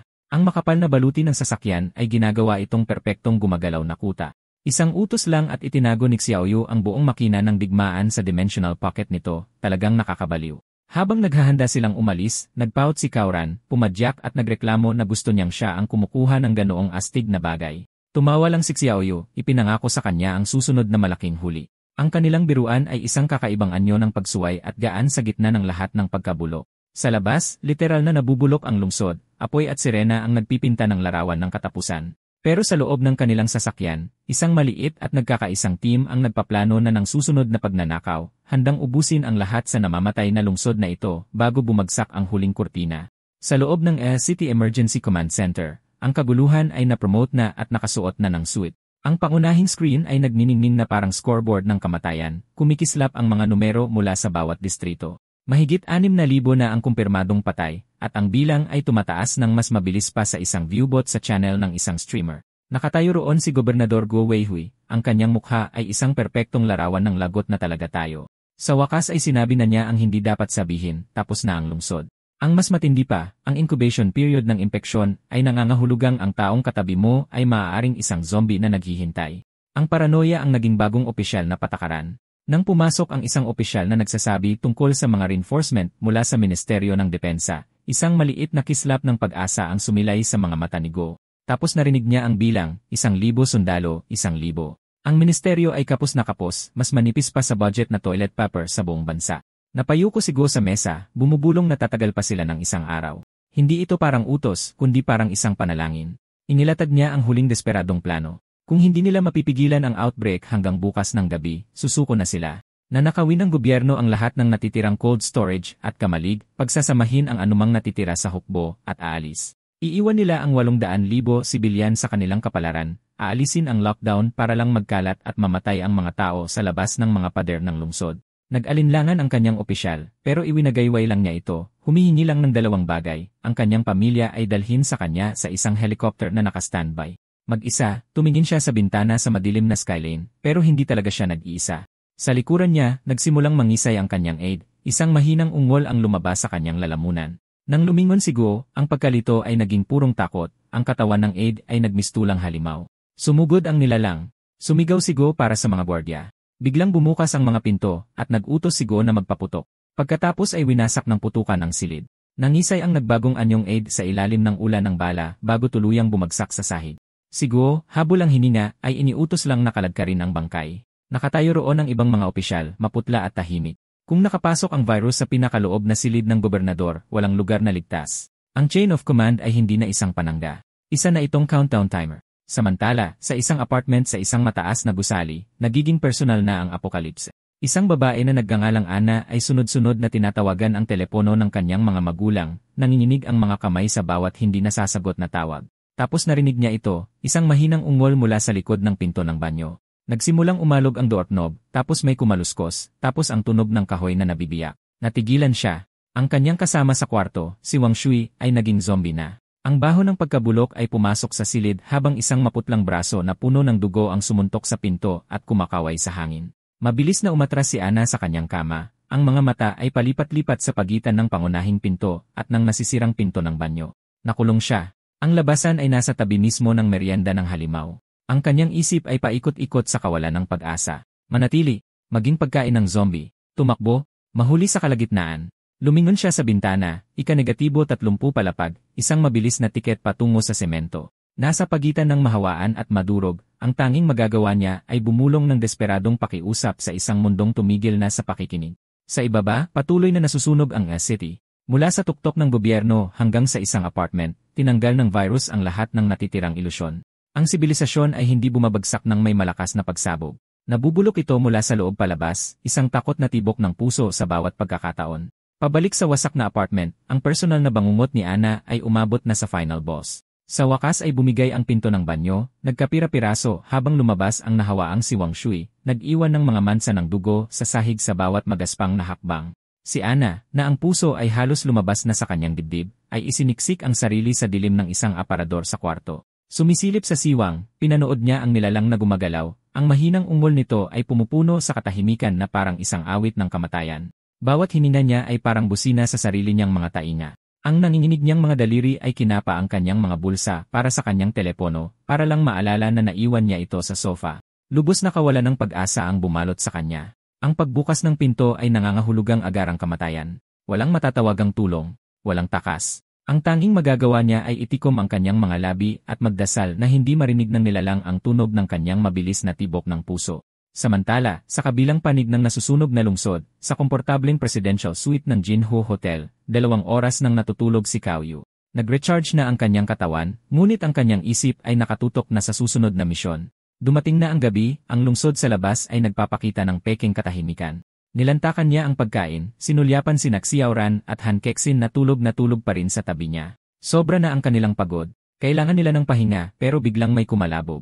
Ang hindi maikakailang tunog ng nababasag na salamin ay nagpalingon sa kanya sa pasilyo. Sinigawan niya si Kexin na bantayan si Xiaoran at lumabas para tingnan kung anong bagong gulo ang dumating. Ang pasilyo ay parang isang katayan pagkatapos ng isang gulo. Isang maliit na grupo ng mga zombie ang nagkakaroon ng all-you-can-eat buffet sa mga bisita ng hotel, kinakain ang laman na may basa at nakakadiring tunog. Isang babae, kalahating nakadagan at nanginginig, ay nagkatitigan sila ni Xiaoyu. Basag ang kanyang boses habang nagmamakaawa para sa huling bagay na natitira, ang kamatayan. Pakiusap patayin mo ako, humikbi siya. Nakita niya ang malupit na laro ng mga zombie, kinakain ang mga laman loob, pero pinapanatiling gising ang biktima para maramdaman ang lahat. Walang pag-aalinlangan. Itinaas niya ang kanyang rifle at binigyan siya ng malinis at maawaing kamatayan sa isang putok. Ang putok ng baril ay parang kampana ng hapunan para sa bawat undead sa pasilyo. Ang buong grupo ay lumingon sa kanya, ang kanilang mga ungol ay lumalim sa isang gutom na koro. Sa likuran niya, sumigaw si Kexin ng babala at lumitaw si Xiaoran na dilat ang mga mata sa pintuan. Pero hindi umatras si Xiaoyu. Nang sumugod ang unang zombie, humakbang siya pasulong, ang kanyang palakol ay kumislap sa isang nakamamatay na arko na biniyak ang mga nabubulok na bungo na parang hinog na mga melon. Ang kanyang pinahusay na lakas ay ginawa itong mukhang madali. Nagsibagsak ang mga zombie sa kaliwat kanan hanggang sa ang pasilyo ay naging isang alpombra ng mga bangkay. Nakatayo roon sa gitna ng patayan, matatag ang kanyang paghinga, inisip niya ng may malamig na kalinawan kung gaano siya kalakas. Ginawa ng Apocalypse ang kaligtasan na purong instinct, ang awa na isang taktikal na pagpipilian, at ang kamatayan na isa lamang bahagi ng pang-araw-araw na gawain. Sinabi ni Kaoyu sa mga babae na kalimutan na yon at kumilos. Ang orasan ay palaging tumatakbo. Ang kanilang sasakyan ay bumaybay sa lungsod, ang mga malalayong pagsabog, at ang malakas na kalabog ng machine gun ang nagsilbing soundtrack. Lumalaban ang hukbo pero halata mong natatalo na sila sa digmaan. Umilaw ang nav screen na may susunod na target, isang pasilidad ng imbakan ng ginto. Sinabi ng ating bida sa kanyang pagod na crew na mag-ipon ng lakas, manatiling alerto, at magpahinga sa sandaling makaramdam sila ng pagod. Ang highway ay nasa kanilang harapan, isang karatula sa kalsada ang kumikislap ng distansya, papuntang Beijing, isang malamig na paalala na ang kaligtasan ay napakalayo pa. Ilang oras ang lumipas, tinapos nila ang pagsalakay sa isang malaking cold storage complex. Kinwenta ni Kaoyu sa isip, mahigit 14,000 tonelada ng karne, kasama pa ang libo-libo pa sa mga gulay, prutas, at itlog. Isang napakalaking kayamanan at supply, ngunit ang kapalit ay nakasulat sa kanilang mga mukha. 15 oras na tuloy-tuloy na pagod. Sa di kalayuan, kinumpirma ito ng mga putok ng machine gun at pagsabog ng mga granada. Ang Nei virus ay nananalo. Pagbalik nila sa Jinhua Hotel sa madaling araw, halos wala na silang lakas. Nag-utos si Kaoyu maglinis tapos matulog na. Sumara ang mga pinto ng suite, nagkulong sa kanila sa pansamantalang kaligtasan. Sa kabilang kwarto, narinig ni Ana ang pagsara ng mga pintong iyon. Nakakulong pa rin sa kanyang madilim na aparador, isang panibagong alon ng kawalan ng pag-asa ang tumama sa kanya. Malaya silang nakakagalaw habang siya ay isang bilanggo sa sarili niyang tahanan, nagugutom, nauuhaw, at malapit ng maihi. Ang ilang oras ng matinding takot ay nag-iwan sa kanya na halos wala ng pakiramdam. Sa wakas, isang nanginginig na bulong ang lumabas sa kanyang mga labi, nagmamakaawa sa kawalan para sa kahit sino, na iligtas siya. Pagsapit ng hapon, gising na si Xiaoyu pagkatapos ng isang maikling idlip, tinawag ni Xiaoran sa bintana. Sa labas, isang konvoy ng mga truck ng militar ang dumadaan. Binasa ni Han Kexin ang balita tungkol sa mga sibilyan na sumisira sa mga barikada. Nabigo ang lockdown. Nandito na ang kaguluhan at mas maaga ito. Nagdesisyon si Xiaoyu. Pagkain muna, tapos alamin kung aalis na sila sa S-City ng tuluyan. Sa kabilang pader, narinig ni Ana ang mga bahagi ng kanyang boses. Sinakop siya ng takot. Kung aalis sila, mawawala ang huli niyang pagkakataong maligtas. Nagdasal siyang marinig nila ang mga umbol ni Wang Shui, pero natabunan ito ng patuloy na putukan. Ngayon, ang gutom, takot, at ang kanyang sumisigaw na pantog ang nagpasuko sa kanya. Nang marinig niyang bumukas ang kanilang pinto, sumigaw ang kanyang isip, aalis na sila. Nanaig ang survival instinct. Itinulak niya ang pinto ng aparador gamit ang nanginginig na mga kamay. Ang tunog ng umaagos na tubig mula sa banyo ay nangangahulugang nasa loob ang nahawaang nilalang. Ito na ang tanging pagkakataon niya. Kumakabog ang kanyang puso nang bigla siyang lumabas, kinuha ang isang makapal na kumot mula sa kanyang kama, at tumakbo papunta sa labasan. Pero pagdating niya sa pinto, biglang bumukas ang banyo, at sumugod ang zombie na may mabangis na ungol. Hindi natigilan si Ana. Umikot siya at ibinato ang kumot sa ulo nito, pinulupot ang nilalang, at tumakbo palabas ng silid na iyon. Pagkatapos ay isang malakas at takot na sigaw ang lumabas sa kanyang lalamunan, habang humihingi siya ng tulong gamit ang lahat ng natitirang lakas niya. Ang ating bida, si Ana, ay may pinagdadaanan, nakulong sa sarili niyang apartment kasama ang isang gutom na zombie sa loob ng 24 na oras. Hindi lang siya tumatakbo para sa kanyang buhay. Profesional na siya, nagawang bulagin ang nilalang gamit ang isang matalinong patibong. Pero ang isang bulag na zombie ay zombie pa rin at kasalukuyang ginagawang isang nakamamatay na obstacle course ang kanyang tahanan. Sa kabilang kwarto, narinig ng ating trio ang kaguluhan. Ang desperadong sigaw ni Ana para sila ay tumakbo at magtago. Pero si Xiaoyu, sumilip lang siya sa pinto na kalmado. Ang tanging nasa isip niya, kaya pala hindi ako naghahalusinate. May zombie talaga sa kabilang kwarto. Tapos binitiwan niya ang logic bomb. Hoy, bakit ka tumatakbo? Bulag na ang zombie na ito. Sinusuri ng lalaki ang sitwasyon na parang isang chessboard, hindi isang bangungot na puno ng dugo. At humanga siya. Nakaligtas ng isang araw kasama ang bagay na yan, binulag pa ito, matalino ang bagong babaeng ito. Ang unang naisip ni Ana ay tawagin ang tulong militar na kasama nila, isang matatag at normal na plano. Ngunit humakbang si Han Kakson, handang ipakita ang kanyang bagong psychic powers. Agad itong tinutulan ni Xiaoyu. Hindi, kakalat lang ang dugo kahit saan. Iniisip na ng lalaki ang halaga ng ari-arian sa Apocalypse. Ang solusyon niya, hayaan itong tumalon ng kusa. Nakatitig lang si Ana sa kanila. Iniisip niyang napasama siya sa isang grupo ng mga baliw. Patalunin ang zombie. Nauntog ba siya sa ulo? Pagkatapos ay ginamit ni Han Kexin ang kanyang mental charm. Umiilaw ang kanyang mga mata at nangyari ang imposible. Huminto ang zombie, lumingon, at masunuring naglakad patungo sa basag na bintana sa ika-30 palapag. Nag-short circuit ang utak ni Ana. Nakatulala lang siyang nanonood habang ang zombie ay tumalon sa himpapawid. Boom! Lutas na ang problema. Walang kalat. Walang gulo. Tulalang-tulala si Ana, nakatingin sa squad na ito na parabang sila ay mga Diyos na kayang kontrolin ang realidad. At si Xiaoyu, tinitignan lang siya habang iniisip, ang babaeng ito, ubod din ng ganda na parang Diyosa. Bilang isang strategist, dumiretso na siya sa usapan. Ano ang trabaho mo dati? Pautal-utal niyang sinabi na isa siyang dealer sa kasino ng hotel. Nagliwanag ang kanyang mga mata, isang pambihirang propesyon. Iyon mismo ang gusto ng sistema niya. Inactivate niya ang kanyang team interface. Iniskan siya ng sistema at jackpot, isang 76 na kabuang rating. Opisyal nang kasama si Ana sa Professional Goddess Squad, at ang kanyang entry reward ay hindi kapanipaniwala. Agad na dumoble ang mga katangian ni Xiaoyu. Napuno ng kapangyarihan si Ana at isang nakakalitong bagong gigi. Ang bago niyang kasanayan, Card Master. Kaya niyang maghagis ng mga sumasabog na pulang card, tumatagos na dilaw na card, at nakakatulig na asul na card. Pero ang tunay na premyo ay ang kanyang passive attribute. Ang buong koponan ngayon ay may pagkakataong makakuha ng lucky chips mula sa mga zombie na maaaring ipagpalit sa mga armas at kagamitan. Mabilis ang takbo ng isip ni Xiaoyu. Loot drops. Niresolba nito ang lahat. Hindi siya nagsayang ng segundo. Subukan agad. Bumaba na tayo. Papunta na siya sa labasan. Iniwan ang tulirong si Ana kasama ang ibang mga babae. Ngunit may mas mahalagang bagay na kailangang asikasuhin si Ana. Matapos magpigil ng buong araw, nagmamadali siyang tumakbo papuntang banyo. Ramdam na ramdam ang ginhawa. Mula sa kabilang panig ng pinto, umubo si Xiaoyu nang may pagkailang. Malamang namumula na naman ang mga taingan niya. Kinumusta siya ng bago niyang kasamahan na si Xiaoran. Ana, ayos ka lang ba? Si Ana, sa wakas, tunay na ligtas sa unang pagkakataon, ay napabuntong hininga ng malalim. Oo, okay lang ako. Tapos na ang bangungot. Nagsisimula pa lang ang pagpapalakas, at nadagdagan ang squad ng isang napakagandang card master sa kanilang listahan. Ang ating bida, si Ana, ay dumaranas ng isang matinding krisis sa pagkatao. At sa totoo lang, sino ang makakasisisi sa kanya? Isang minuto, nakikipaglaban siya para sa kanyang buhay. Sa susunod, isang misteryosong kapitan ang humawak sa kanyang kamay at nag-unlock ng superhuman na kapangyarihan direkta sa kanyang mga ugat. Iniunat-unat niya ang kanyang mga daliri, nararamdaman ang pag-aalab ng enerhiya, at nagpapalabas ng mga baraha na humihiwa sa semento na parang mantikilya. Talagang sumabog ang isip niya. At ang una niyang naisip, Diyos ko, wala akong ideya na ganoon pala siya kalakas. Ang pananaw niya kay Xiaoyu ay ganap na nagbago mula sa posibleng baliw na nakaligtas tungo sa isang ganap na makapangyarihang tao. Ngunit pagkatapos ay lumitaw ang malupit na mensahe ng sistema sa kanyang isip. Kung mamatay ang kapitan o paalisin siya, babalik siya sa pagiging isang dalagang nangangailangan ng tulong. Nakatatakot na simple ang matematika. Ang bago niyang mantra, kailangan kong protektahan si Kapitan Xiaoyu. Sa apocalypse na ito, ang kanyang katapatan ay hindi lang mahalaga. Ito ang kanyang tanging ikabubuhay. Samantala, si Xiaoyu ay naglalaro bilang apocalyptic sugar daddy, at ang sistema ay nagbibigay. Isang buong set ng magical girl outfits para sa buong professional goddess squad. Pinag-uusapan natin ang mga kagamitang self-cleaning, self-repairing, may temperature regulation, at may kasamang built-in na combat skills. Ito ang pinakamahusay na utility drop. Gustong-gusto ito ng mga babae.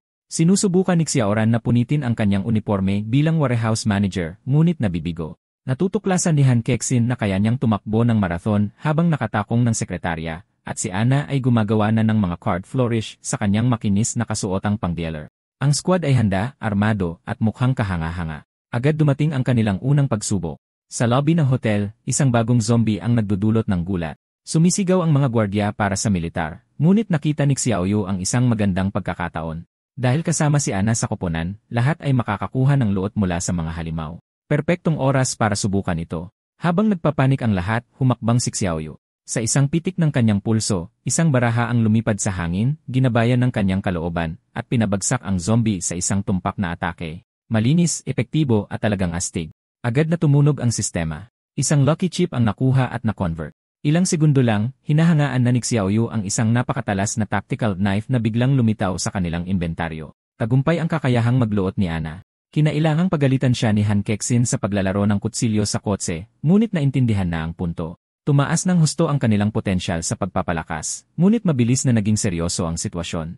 Ang lungsod sa labas ng kanilang bintana ay nasa ganap na kaguluhan. Mga pagnanakaw, mga kawan ng zombie, ito'y purong kaguluhan.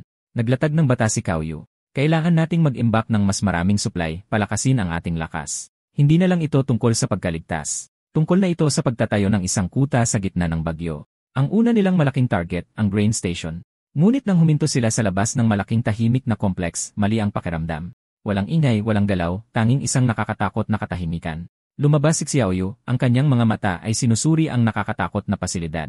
Ang kanyang utos ay simple, ang kanyang tono ay seryosong-seryoso. Lahat maging alerto. May mali dito. Magsisimula na ang tunay na pangangaso. Ang pakiramdam sa grain station ay higit pa sa mali. Ito'y isang ghost town. Ang pangunahing gate ay nakabukas, walang katao-tao. Walang mga gwardiya, walang mga sundalo, tanging isang nakakatakot na katahimikan. Sumisigaw ang mga instinct ni Xiaoyu. Ako na ang mag-scout sa unahan. Sumunod kayo sa likod. Mag-ingat ang lahat. Pumasok sila at ang lugar ay parang isang libingan. Ang isang langit-ngit ng pinto ay umalingaw-ngaw na parang putok ng baril. Sa loob, ang kwento ay nakasulat sa mga nabuwal na muebles at madidilim na mansa ng dugo. May labanang nangyari dito, sabi ni Xiaoyu, habang lumilinaw ang malagim na katotohanan. Pagkatapos ay narinig nila ito, isang mababang ungol mula sa kailaliman ng pasilidad. Siyempre, sinundan nila ang tunog papunta sa isang pasilyo sa likod at natagpuan ang pinagmulan ng problema. Isang unit ng mga sundalong airborne, ang dapat sanay reinforcements ng lungsod, ay isa na ngayong kawan ng mga zombie. Ito ay isang klasikong trahedya ng apocalypse. Isa sa kanila ang naging zombie at pinabagsak ang buong squad mula sa loob. Hindi nila naintindihan ang virus at naging pabaya, bulong ni Xiaoyu, lahat ay nahawaan. Ang mga patay na sundalo ay tumayo at ibinigay ni Xiaoyu ang tanging utos na mahalaga. Maghiwa-hiwalay. Patayin sila. Hindi nag-atubili ang Goddess Squad. Nauna si Ana. Naging malabo ang kanyang mga kamay habang umiilaw na mga baraha ang humihiwa sa hangin. Tumama sila ng may tumpak na katumpakan na sinundan ng mga pagsabog na nagpabagsak sa mga zombie kung saan sila nakatayo. Ito ay isang symphony ng pagkawasak. Sunod na pinakawalan ni Ana ang kanyang mga pulang card, at ang mga pagsabog ay kahanga-hanga. Ang mga zombie ay nadurog. Ang mga tunog ng sistema ay isang palaging soundtrack. Ding! Ding! Habang dumarami ang lucky chips sa lugar, si Xiaoyu ay nasa kanyang elemento, isang multo na sumasayaw sa pagitan ng mga nabubulok na kamay. Nakakita siya ng loot sa lupa, ngunit hindi pa niya ito makuha. Sayang, kailangan ko pang maghintay para kunin yon. Pagkatapos ay hinugot niya ang kanyang bagong tangdao. Umaawit ang talim habang hinahati ng malinis ang isang zombie. Ang kanyang iniisip ay purong kaligayahan, mas madali kaysa sa palakol. Ang pagkakaroon ng tamang sandata ay malaki ang pagkakaiba. Ang 30% drop rate ay isang magandang tanawin. Dumarating ang loot, ngunit ang kaguluhan ng labanan ay may mga panganib. Isang zombie ang masyadong lumapit kay Xiaoran, at kinailangang sumigaw ng babala ni Han Kexin. Isa pa ang sumugod mula sa blind spot ni Han Kexin. Hindi man lang kumurap si Ana. Mag-ingat, sigaw niya, at isang asul na card ang lumipad, pinatigil ang nilalang sa kanyang kinatatayuan ilang pulgada lang mula sa isang kagat. Nagtipon ang koponan, tinapos ang banta. Kexin, Xiaoran, ayos lang ba kayo? Tanong ni Ana, habol ang hininga. Tiniyak nila sa kanya, isang bagong antas ng tiwala na nabuo sa gitna ng panganib.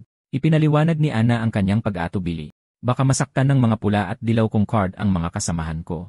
Ito ay isang balidong alalahanin kapag naghahagis ka ng mga mahiwagang pampasabog, ngunit si Xiaoyu ay nagpapatuloy na. Huwag kang mag-alala. Tingnan ko kung gaano tayo kaswerte. Tiningnan niya ang inventaryo, at ang kanyang boses sa isip ay bumaba sa isang bulong. Anak ng, ang daming nakuha.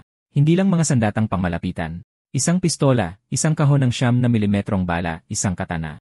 Nanalo sila ng apocalyptic jackpot. Lumingon siya sa kanyang koponan, ang hari na namamahagi ng kanyang mga nasamsam. Mayroon na akong tungdaw at submachine gun, kaya kukunin ko lang ang 50 bala. Hatiin nyo na ang natitira. Ang Sigma grind set ay mas malakas kaysa dati. Bumagsak ang lungsod, ngunit ang kanyang squad ay umaangat, armado hanggang ngipin at handa para sa digmaan. Pagbalik sa loot, ito'y isang buong team building exercise sa Apocalypse Etiquette. Si Ana, ang aming bagong cardmaster, ay agad na nagparaya. Si Xiaoran at Kexin, kayo ang unang pumili. Ang mga kasanayan ko ay may atake at kontrol, kaya mas kailangan nyo ng mga sandata kaysa sa akin. Si Han Kexin, bilang isang strategist, ay sinuportahan siya, itinutulak ang katana papunta kay Xiaoran. Ang aking mga kasanayan ay kontrol din, kaya unahin natin ang iyong pagiging epektibo sa laban. Ito ay isang magandang pagpapakita ng Sigma Sisterhood. Si Xiaoran, na antig, ay kinuha ang makinis na katana. Salamat, Ate Kexin at Ate Ana. Tumango si Xiaoyu bilang pagsang-ayon. Ayos. Perpekto yan para sayo, Xiaoran. At ganoon lang, bumalik na ang kanyang ngiti. Hey! Kung sinabi ni Xiaoyu na maganda, tiyak na maganda yon. Batas ang salita ng lalaki. Kinuha ni Han Kexin ang pistola, mabilis na ang takbo ng kanyang isip. Isang pistola na may kasamang mental control ay magbibigay daan para sa mas tumpak na mga headshot. Ino-optimize niya ang kanyang build para sa pinakamataas na kahusayan. Sa pagkakabahagi ng mga sandata, naglabas ng bagong utos si Captain Grinset. CJ, Kexin at Ana, kayong dalawa ang magbabantay sa pasukan. Kami ni Xiaoran ang maglilipat ng butil. Ang dalawang pakmalayuan ay pumwesto ng walang pag-aalinlangan. Babantayan namin ang pinto. Huwag kang mag-alala. Nagdagdag si Han Kexen ng may pag-aalala, kung mayroong hindi namin kakayanin, tatawagan ka namin. Magpahina rin kayong dalawa kapag kaya nyo. Pinamamahalaan ng babae ang moral at seguridad ng sabay. Sa loob ng bodega, naramdaman ni Xiaoran ang bigat ng gawain. Bundok-bundok na butil ang nakalatag sa harapan nila. Ang daming bigas. Xiaoyu, imposibleng maubos natin lahat ito. Diba? Pero ang bida nating si Xiaoyu ay naglalaro ng 4 chess. Tiyak na hindi natin mauubos ang lahat ng butil na ito, pero kung ilan lang tayo, mahihirapang mabuhay sa apokalipsi na ito. Hindi lang isang squad ang iniisip niya. Nagpaplano siya ng isang sibilisasyon. Kaya kailangan nating magtayo ng sarili nating base para pakainin ang daan-daan, libo-libo, o kahit 10,000 tao. Hindi maisip ang dami ng supply na kakailanganin. Si Xiaoran, na hindi pa lubos na nauunawaan ang dystopian math, ay nagmungkahi ng mas relax na paraan. Pero kailangan ba talaga nating magtrabaho ng ganito kasipag? Kapag nakapagtayo na tayo ng base, pwede na nating isama ang mga taong iyon para tumulong sa pagkuha ng supply. Isang anino ang dumaan sa mukha ni Xiaoyu. Ang alaala ng pagkagutom sa nakaraang buhay ay kumislap sa kanyang mga mata. Buntong hininga. Xiaoran, hindi mo pa nararanasan. Hayaan mo na. Tinapos niya ang usapan, ang boses niya ay naging matigas. Mula ngayon, huwag mong questionin ang mga desisyon ko. Ngayon, tulungan mo akong ilipat ang mga butil. Inilabas ni Xiaoran ang dila niya sa likod nito. Loko kang Kaoyu, laging may sikreto.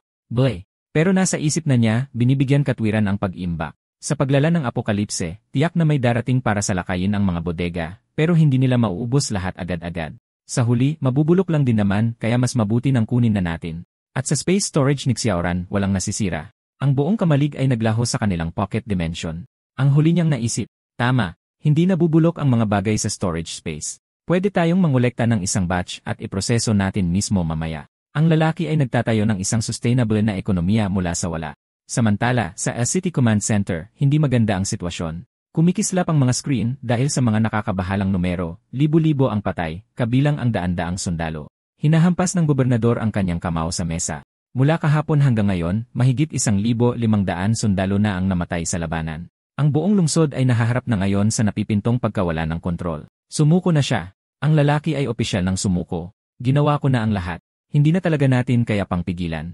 Kung sino man dyan, dalhin niyo ang pamilya ko sa helicopter. Inutusan niya ang mga natitirang tropa na pagnakawan ang mga strategic reserve ng lungsod, isang galaw na diretsyo mula sa playbook ni Xiaoyu, ngunit para sa isang duwag na pag-atras. Tapos, heto pa. Lumapit ang kanyang aide. Ang anak niyo, si Guo Xiaoxiao, umalis na naman ng walang paalam kaninang hapon. Nawala sa sarili ang gobernador. Ano? Sa ganitong panahon, nanggugulo pa rin, hanapin niyo siya at ibalik agad dito. Pagkalipas ng 15 minuto, dumating ang kanyang anak na si Guo Xiaoxiao, na nakasakay sa bisikleta na para bang galing lang sa isang kaswal na paglalakad sa impyerno. Tumayo siya sa harap ng kanyang galit na ama na walang bahid ng takot. Dad, gusto mo raw akong makita. Xiaoxiao, bakit ayaw mong makinig? Umalis ka na naman, sigaw niya. Pero hindi man lang siya natinag. Tinitigan niya ito sa mata at binitiwan ang isang suntok sa moral na hindi nito inaasahan. Dad, kung aalis tayo, anong mangyayari sa 800,000 mamamayan? Makakayanan ba nating mabuhay ng may konsensya? Karapat-dapat ba tayo sa mga unipormeng ito? Nasusunog ang lungsod. Tumakas ang gobyerno at tinatawag siyang duwag ng sarili niyang anak. Ang pagbagsak ay ganap na. Bumalik sa command center, isang drama ng pamilya sa katapusan ng mundo. Nagmamakaawa si Gobernador Guo sa kanyang anak na si Guo Xiaoxiao. Xiaoxiao, alam kong mahusay kang opisyal pero bata ka pa. Kung hindi mo kayang protektahan ang sarili mo, paano mo mapoprotektahan ang iba? Ito ang desperadong lohika ng isang ama na alam ang parating. Matigas niyang itinuro ang evac chopper. Makinig ka sa tatay mo. Sumakay ka na agad sa eroplano at lumikas sa L City. Pero iba ang pagkakagawa sa kanyang anak. Pwede kayong umalis kung gusto nyo. Sagot niya pabalik. Puno ng pagsuway. Dito lang ako. Habang tumatalikod siya para umalis, binitiwan niya ang huling suntok sa kanyang otoridad. Huwag kang mag-alala, Dad. Kung talagang hindi na maibabalik ang lahat, alis din ako. Pagkatapos ay inilagay niya ang isang kamay sa kanyang baril habang nakatitig sa mga gwardiya. Hanggat may bala ang baril ko, walang makakapigil sa akin. At dahil doon, nagmartsa ang dalaga pabalik sa apokalipse. Iniwan ang kanyang talunang ama na napabuntong hininga at inutusan ang kanyang asawa at anak na lumikas. Ngunit agad na lumala ang sitwasyon. Isang secure line ang tumunog. Galing ito sa High Command at ang mga utos ay parang suntok sa sikmura. Ipagtanggol ang City sa anumang paraan. Darating ang mga reinforcement bukas. Nakikinig ang gobernador, ang kanyang mukha ay naging bato habang nauunawaan ang nakakakilabot na katotohanan. Hindi iniligtas ang City. Sinasara ito. Anong ibig sabihin ng headquarters? Ang City ang nag-iisang lugar sa mundo na may mga nakakahawang zombie. Kaya anuman ang mangyari, hindi natin pwedeng hayaang umalis ang mga infected sa lungsod. Ang plano ay brutal. 30,000 tropa ang darating, ngunit 1,000,000 lamang ang para sa lungsod. Ang natitirang 20,000, sila ay magtatayo ng pader na bakal sa paligid, tinitiyak na kahit aso ay hindi makakaalis sa city. Ang lungsod ay ginawang isang higanteng hawla ng daga sa laboratorio, at ang gobernador ang punong tagapag-alaga. Samantala, pabalik sa hotel suite, ito'y isang selebrasyon. Si Kauren ay puno ng kasabikan. Wow! Naubos natin ang laman ng grain station ngayon. Nakakuha tayo ng 15,000 toneladang bigas at 1,000,000 toneladang trigo. Pagod na ako. Sulit ang pagod. Tinapik ni Cao Yu ang ulo niya. Magaling, Xiao Ren. Kumain ka na ng hapunan at magpahinga agad. Ginagawa na ito ni Han Kexin, nag-init ng pagkain sa kanilang marangyang kusina. Iinitin ko ang pagkain. Kailangan nating maghanda ng dagdag na parte para kay Ana ngayon. Ang squad ay gumagana na parang makinang may langis, pero ang utak ng bida nating si Xiao Yu ay nasa susunod ng yugto ng pagbuo ng imperyo. Kahit sapat na ang pagkain natin, kapag nabuo na natin ang ating legion, hindi tayo pwedeng umupo lang at ubusin ang ating mga reserba. Nagtatanim siya ng mga sakahan, alagang hayop, isang buong sustainable na ecosystem. Ang pangunahing issue ay mga baboy, baka, at tupa. Kailangan nating kumuha ng mga bata pa ng maaga. Tapos, gumawa ng galaw si Ana. Captain, gusto mong subukan ang tekniki ko sa pagmasahe. Nabigla ang ating natatarantang hari. Sige. Habang minamasahe niya ang mga balikat nito, sinusubukan niyang manatiling nakatuon sa logistics at gamot, ngunit nag-short circuit ang kanyang panloob na monologo. Bakit ang lambot? Sakto sa oras, sumigaw si Xiaoran, handa na ang hapunan. Halina kayo't kumain, iniligtas ang ating kapitan mula sa total system failure. Kumindat si Ana sa kanya bago umalis. Ang tanging nasa isip niya, pagpapahirap ito. Ang Sigma grind set ay sinusubok ng isang magandang dealer na may magagandang kamay. Kinabukasan, nakaharap sila sa isang hadlang, isang mahigpit na binabantayang checkpoint ng militar. Ngunit ang special pass ni Xiaoyu ay nakakuha ng agarang saludo. Special officer. Inabot sa kanya ng sundalo ang isang ulat. 5,000 reinforcement ang nasa lungsod na at 25,000 pa ang paparating. Mabilis na nag-isip si Xiaoyu. Dagdag na reinforcement. Hindi ito nangyari sa nakaraang buhay ko. Tapos napagtanto niya, ang butterfly effect. Ang kanyang mga ginawa ay nakapagbago na sa timeline. Naiintindihan ko na. Maagang lumitaw ang nakakahawang virus ng city, habang ang ibang mga lungsod ay may mga mutant lang, hindi mga nakakahawang uri. Kaya tinitingnan ng headquarters ang city bilang pinaka-critical na disaster zone, nagpapadala ng malalaking puwersa para pigilan ito. Ang sitwasyon ay naging global na. Hindi lang siya basta nabubuhay sa apocalypse. Binabago niya ang mismong takbo nito. Ang mga galaw ng hari ay nagdudulot ng gulat sa buong chain of command. Sa loob ng sasakyan, ipinahayag ni Han Kexin ang halatang alalahanin. Cao Yu, anong susunod nating gagawin? Dapat ba tayong lumikas ng maaga? Umisilang ang bida natin. Ito mismo ang lugar na gusto niyang mapuntahan. Hindi na kailangan. Ito talaga ang perpektong pagkakataon para sa atin na mamingwit sa magulong tubig. Inilatag niya ang master plan. Kung mas malakas ang presensya ng militar, mas maganda para sa atin. Kayang kontrolin ng hukbo ang lungsod, na pumipigil sa malalaking grupo ng zombie, at pinapanatili ang karamihan sa mga tao sa lockdown. Ang kanyang konklusyon ay purong lohika ng grind set. Sa ganitong paraan, makakapag-focus tayo sa pagkuha ng mga supply ng walang abala. Nakikita ng lalaki ang isang military lockdown hindi bilang isang kulungan, kundi bilang isang oportunidad sa negosyo. Tapos boom, isang malayong pagsabog ang yumanig sa lungsod. Tumingin sila sa labas at nakita ang isang eksena ng purong kaguluhan, mga sundalong nagkakarga ng mga bangkay ng sibilyan sa mga truck. Ang katotohanan ng bilang ng mga namatay ay tumama ng husto. Si Kauran ay mukhang natatakot. Ang daming namatay na tao. Nakakatakot. Ang tugon ni Cao Yu ay nakakakilabot na pragmatiko. Masasanay ka rin. Ang hinaharap ay magiging mas malala pa. Hindi niya sinusubukang takutin siya. Sinasabi lang niya ang isang katotohanan mula sa isang timeline na nabuhay na siya. Napunta ang isip ni Kauran sa sarili niyang pamilya na nagtatago sa probinsya. Isang tahimik na panalangin na sapat na ang pangako ni Cao Yu na hahanapin sila. Ang kanilang pag-usad ay nahinto dahil sa isang malaking banggaan. At, syempre, nagsimulang lumabas ang mga zombie mula sa mga wasak na sasakyan. Umepekto ang instinct ni Han Kexon. Mga zombie, dapat ba tayong bumalik? Pero ang kapitan ay nasa combat mode na. Hindi na kailangan. Patayin na lang natin sila. Ang Goddess Squad ay nagsimula ng kumilos. Lumipad ang mga barahan ni Ana na may nakamamatay na tunog, at agad na tumunog ang system na may bagong laruan, isang shotgun. Umalinggaw ang pistola ni Han Kexan na may tiyak na mga headshot na nagtitipid sa bala. Ang katana ni Xiaoran ay humiwa sa hangin, isang mabilis na kilos ng nakamamatay na kahusayan. Nang may isang zombie na masyadong lumapit kay Ana, sinuri ni Xiaoyu ang bukas na lugar at nag-utos. Kexin, Ana, kumalat kayo. Xiaoran, manatili ka sa tabi ko. Gumagalaw ang grupo na parang isang sanay na unit. Inilabas ni Ana ang kanyang buong lakas. Ang kanyang mga pulang baraha ay nagdulot ng mga kasiyasyang pagsabog sa gitna ng mga zombie, ngunit nasobrahan siya, hawak ang kanyang ulo sa sakit dahil sa mental strain. Nasa tabi niya si Han Kexen sa isang iglap. Ana, okay ka lang? Ayos lang ako. Nag-isip si Ana na pagtanto ang limitasyon. Hindi natin pwedeng patuloy na gamitin ang ating mga kakayahan. Masyadong malaki ang pagod sa isip. Hindi mahalaga. Ang apokalipse ay nangangailangan ng kakayahang umangkop. Agad siyang lumipat sa bagong nakuhang shotgun, nagkasa ng bala na may kasiyasyang tunog. Blam! Umugong ang armas, nililinis ang daan. Ngunit nang humupa ang usok, nakakadismaya ang ulat ng loot. Isang lucky chip lang mula sa 5 zombie na napatay. Sabi ni Ana sa sarili, hindi maganda ang swerte ngayon. Kahit may pansamantalang nerf, tuloy pa rin ang pagpapakahirap. Ang hari at ang kanyang mga diyosa ay umaangkop, nagtatagumpay, at patuloy na sumusulong. Ang lungsod ay isang larangan ng digmaan, ngunit para sa kanila, isa lang itong ordinaryong araw sa opisina. Hindi tumitigil ang aksyon. Sumugod ang isang zombie, at ang katana ni Xiaoran ay isang pilak na kislap na nagpagulong sa ulo nito. Pero mahilig sa patraydor na tira ang apocalypse. Isa pa, wala na ang kalahati ng katawan, kumakalmot kay Han Kexin mula sa likuran. Hindi man lang kumurap si Xiaoyu. Isang baraha ang lumipad mula sa kanyang kamay na parang napakatalim na dart. Kexin, mag-inat ka, sigaw niya. Ngunit halos hindi na kailangan ang babala. Tumatama ang baraha, sapat na oras para umikot si Han Kexin, nagliliwanag ang kanyang mga mata. Huwag kang gumalaw.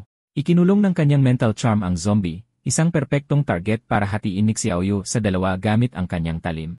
Ito ay isang perpektong choreograph na sayaw ng kamatayan. Tinapos ni Han Kexin ang isa pa sa isang malinis na putok ng baril at napabuntong hininga. Tinignan ni Xiaoyu ang kanyang mental na inventaryo. 3 chips. Mas maganda ang swerte ko ngayon. Binibilang na ng lalaki ang kanyang kita sa gitna ng laban. Ganyan talaga ang swerte. Magmadali tayo at suportahan sila. Ngunit si Ana ay nakatitig lamang sa tumpok ng mga pinutol-putol na zombie sa paanan ni Xiaoyu. Kapitan, nakapatay ka ng 8 zombie sa isang talim lang. Sumingit si Xiaoran, puno ng pagmamalaki. Nakapatay din ako ng 2. Talaga, ang galing ko kanina. Ang ating babae ay naghahanap ng papuri. Nang mawala ang agarang banta, oras na para sa pamamahagi ng luot pagkatapos ng laban. Sige, lahat. Ilabas nyo ang mga nakuha nyo. Hatiin natin ang lahat. Utos ni Xiaoyu, ang pinuno ng grupo na naghahati ng mga nakuha. Maganda ang huli. Nakakuha si Han Kexin ng isang micro submachine gun. Nakuha ni Xiaoyu ang 30 shotgun shells, 100 bala ng 9mm, at isang bagong katana. Ibinigay niya ang mga melee weapon sa iba, ang katana at tangdao. Wala pa kayong 2 melee weapon. Kexin, ikaw ang unang pumili. Pinili ni Han Kexin ang tangdao, pinahahalagahan ang balance nito. Magandang talim. Tapos, nagkaroon ng ganoong tingin si Xiaoran sa kanyang mga mata. Kinulbit niya si Xiaoyu. Cool bit. Xiaoyu, gusto ko itong malaking baril. Itinuturo niya ang micro submachine gun, ginagamit ang kanyang ultimate weapon, ang paawang mga mata. Agad na bumigay si Xiaoyu. Tinitignan ka ng mga paawang mata na yan, hindi man lang pagkain. Sige na, kunin mo na. Walang magawa ang kalmadong kapitan laban sa pagmuso ng kanyang maliit na kapatid. Nagdiwang si Xiaoran. Wow! Si Xiaoyu habang lohikal na ipinamamahagi ang natitirang 9 milimetrong bala kay Han Kexin na paubos na ang bala ng baril. Ang squad ngayon ay isang naglalakad na arsenal. Sakto noong paalis na sila, isang bagong motor ang humarurot at huminto. Si Guo Xiaoxiao, ang anak ng gobernador, at hindi siya masayang makita sila. Paano kayo nakalabas? Umalis na kayo agad. Mapanganib dito. Ano pang tinitingin-tingin nyo dyan? Umalis na. Ngunit hindi gumalaw ang aming 3. Nakita na nila ang bagong banta na hindi pa niya nakikita.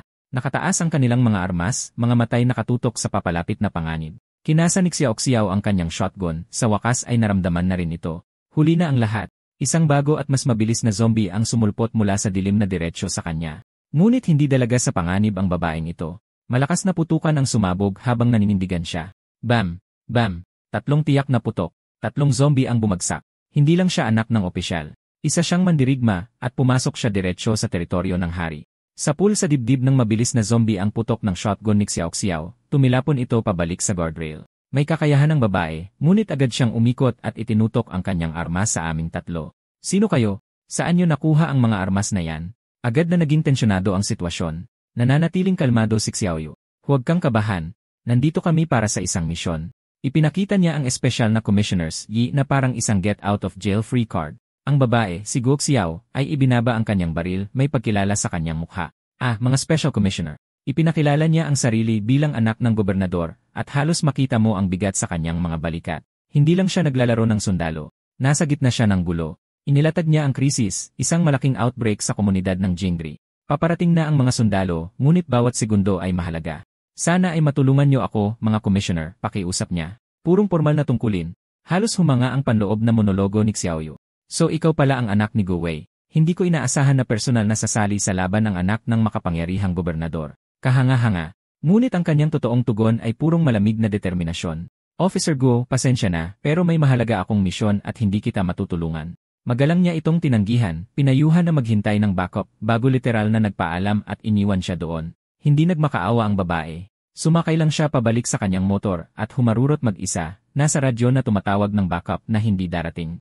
Determinado siya, ngunit dehado siya. Samantala, ina-upgrade ni Xiaoyu ang sasakyan ng team. Madalas nang may mga zombie sa mga kalsada ngayon.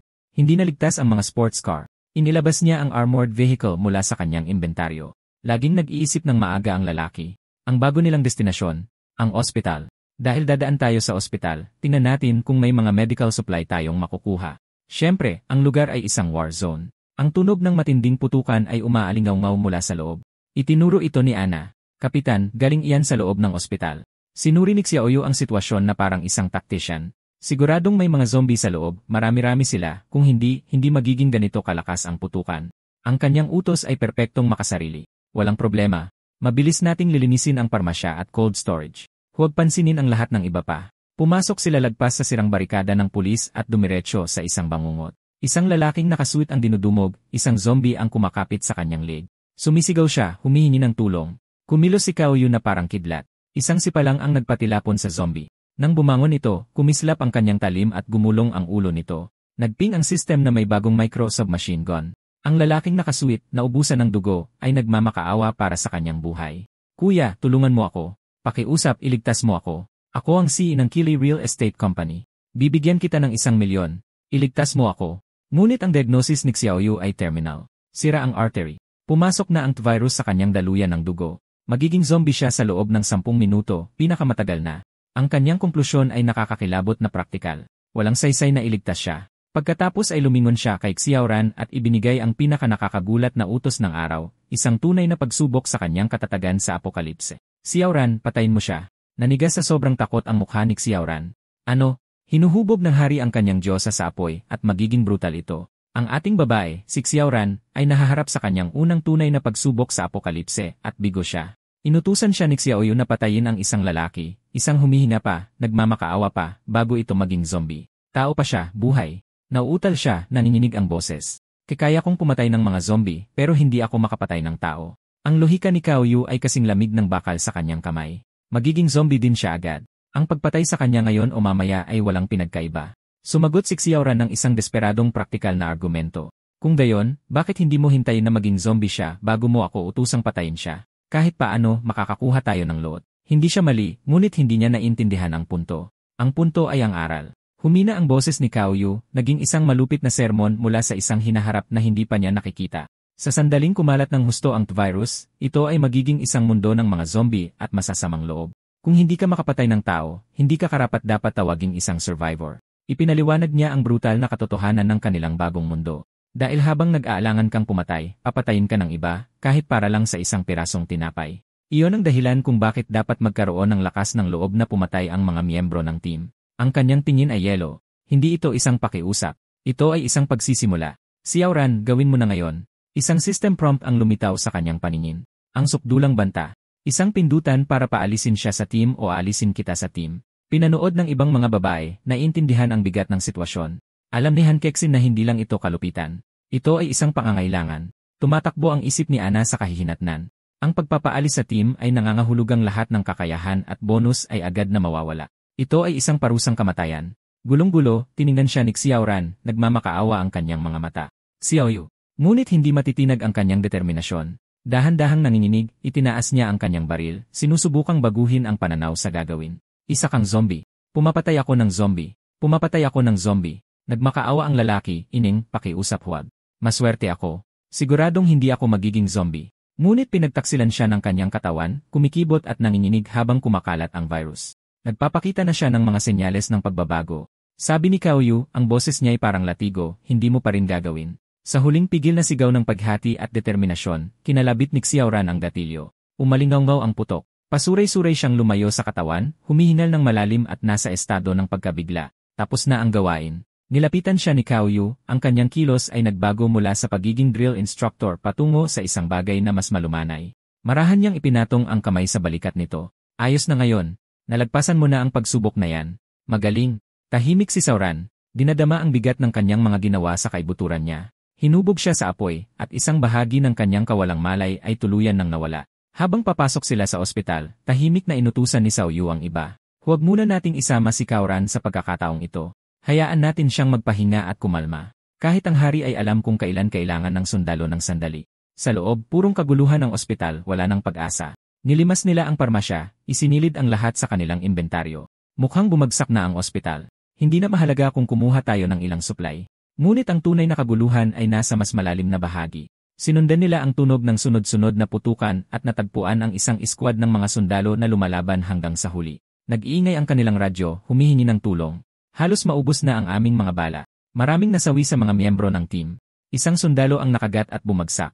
Nagmasid si Xiaoyu nang may kalmadong isang mandaragit. Malapit na itong maging zombie. Hintayin patayin ito. Ang pagpatay ngayon ay hindi magbibigay ng loot. Hindi tumitigil ang pag-grind. Sinubukang aliwin ng isang sundalo ang kanyang nag-agaw buhay na kaibigan, Guangxi, kumapit ka lang. Pero alam na ng nakagat na si Guangxi ang mangyayari. Hindi ko na kaya. Alam ko kung anong nangyayari kapag nakagat ka. Ginawa niya ang desisyong hindi nagawa ni Xiaoran.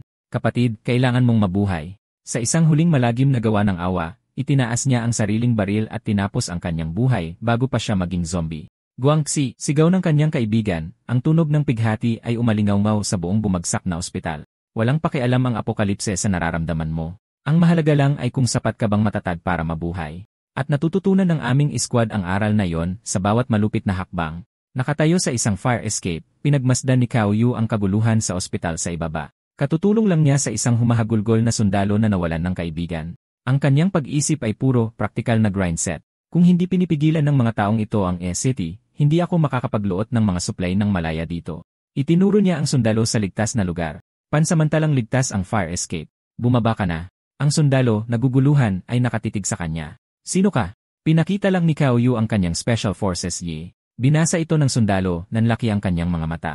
Special Forces. Ang titulo ay parang skeleton key sa mundong ito na bumabagsak. Nakahanap si Kaoyu ng isa pang patay na sundalo. Isang nakaligtas na kasama, sugatan ngunit nakatayo, ang nagbigay ng pagod na saludo. Yes, sir. Patay na siya. Sinabi ni Kaoyu ang mga salitang iyon ng malamig at pinal. Ang sagot ng sundalo ay puno ng pighati. Alam ko, ang tanging hiling niya, gusto ko siyang ilibing. Pero walang libing sa apokalipse. Isang mahinang ungol mula sa lalamunan ang umalingaw-ngaw sa malapit. Nanliit ang mga mata ni Kaoyu. Yung dalawang nakagat kanina, siguro. Hindi niya na kailangang tapusin ang pangungusap. Ang dalawang bumagsak na sundalo ay nanginginig na tumayo, ang kanilang mga mata ay puting gatas na ngayon. Sumugod ang isang zombie. Isang putok ng baril ang umalingaw-ngaw, sinundan ng isang sigaw. Nagping ang system sa isip ni Kaoyu. Ding! Nakapulot ka ng isang lucky chip na naging isang kahon ng 9mm na bala. Mabuti. Mas maraming bala, mas maganda, sa isip niya. Hindi tumitigil ang pag-grind kahit sa gitna ng eulogy. Pagbalik sa team sa isang pansamantalang ligtas na lugar, inanunsyo ni Kaoyu ang susunod na hakbang. Mauuna ako sa parmasya. Magpahinga kayong lahat at magbantay. Ngunit si Xiaoran, nasariwa pa sa trauma mula sa kanyang naunang pagsubok, ay hindi pumayag. Hinawakan niya ang damit nito, matatag ang kanyang boses. Sasama ako sayo. Tinignan siya ni Kaoyu, napansin ang pagbabalik ng katatagan sa kanyang mga mata. CJ, nakarecover na si Xiaoran. Sumasang-ayon ang hari sa kanyang katatagan. Dumating sila sa parmasya, pero ang isip ni Kaoyu ay nasa susunod na premyo na. Susunod, dapat tayong pumunta sa cold storage, pero nasaan yon? Ang kanilang sagot ay dumating na sumisigaw sa pasilyo. Isang lalaki na nakasuot ng doctor's coat, si Dr. Chin, ay tumatakas para sa kanyang buhay mula sa isang nurse na naging zombie. Tulong! Huwag! Tigilan mo ang paghabol sa akin. Ako si Dr. Chin. Umungol lang ang zombie nurse at sumugod. Kumilos si Kaoyu na parang anino. Itinulak niya ang doktor sa tabi at sa isang malinis na galaw ay pinugutan ang zombie nurse. Bumagsak ito sa sahig na may malakas na kalabog. Nautal si Dr. Chin. Salamat. Hindi nagsayang si Xiaoyu ng segundo sa mga formalidad. Sabihin mo sa akin, nasaan ang cold storage ng ospital? Gulat pa rin itinuro ng doktor. Sa dalawa ni floor. Perpekto. Nag-utos si Xiaoyu sa kanyang iskwad. Si Texan at Ana ang magbabantay. Xiaoran, sumama ka sa akin. Masiglang sabi ni Sauran, puno na ng enerhiya at handa ng kumilos. Ang huling naisip ni Xiao Yu ay purong kaligayahan ng isang looter. Hindi na dapat mag-alala tungkol dyan ngayon. Kunin ang lahat. Ngunit sa ibang bahagi ng ospital, isa pang drama ang nagaganap. Isang babae ang na-corner sa isang silid, isang zombie na doktor ang kumakalampag sa pinto. Dr. Lu, pakiusap umalis ka. Wala akong away sa'yo. Bakit mo ako laging hinahabol? Humihikbi siya. Habang nawawasak ang pinto, sumigaw siya sa kadiliman. Ang kanyang boses ay isang desperadong pakiusap. May tumulong sa akin, Will. Will.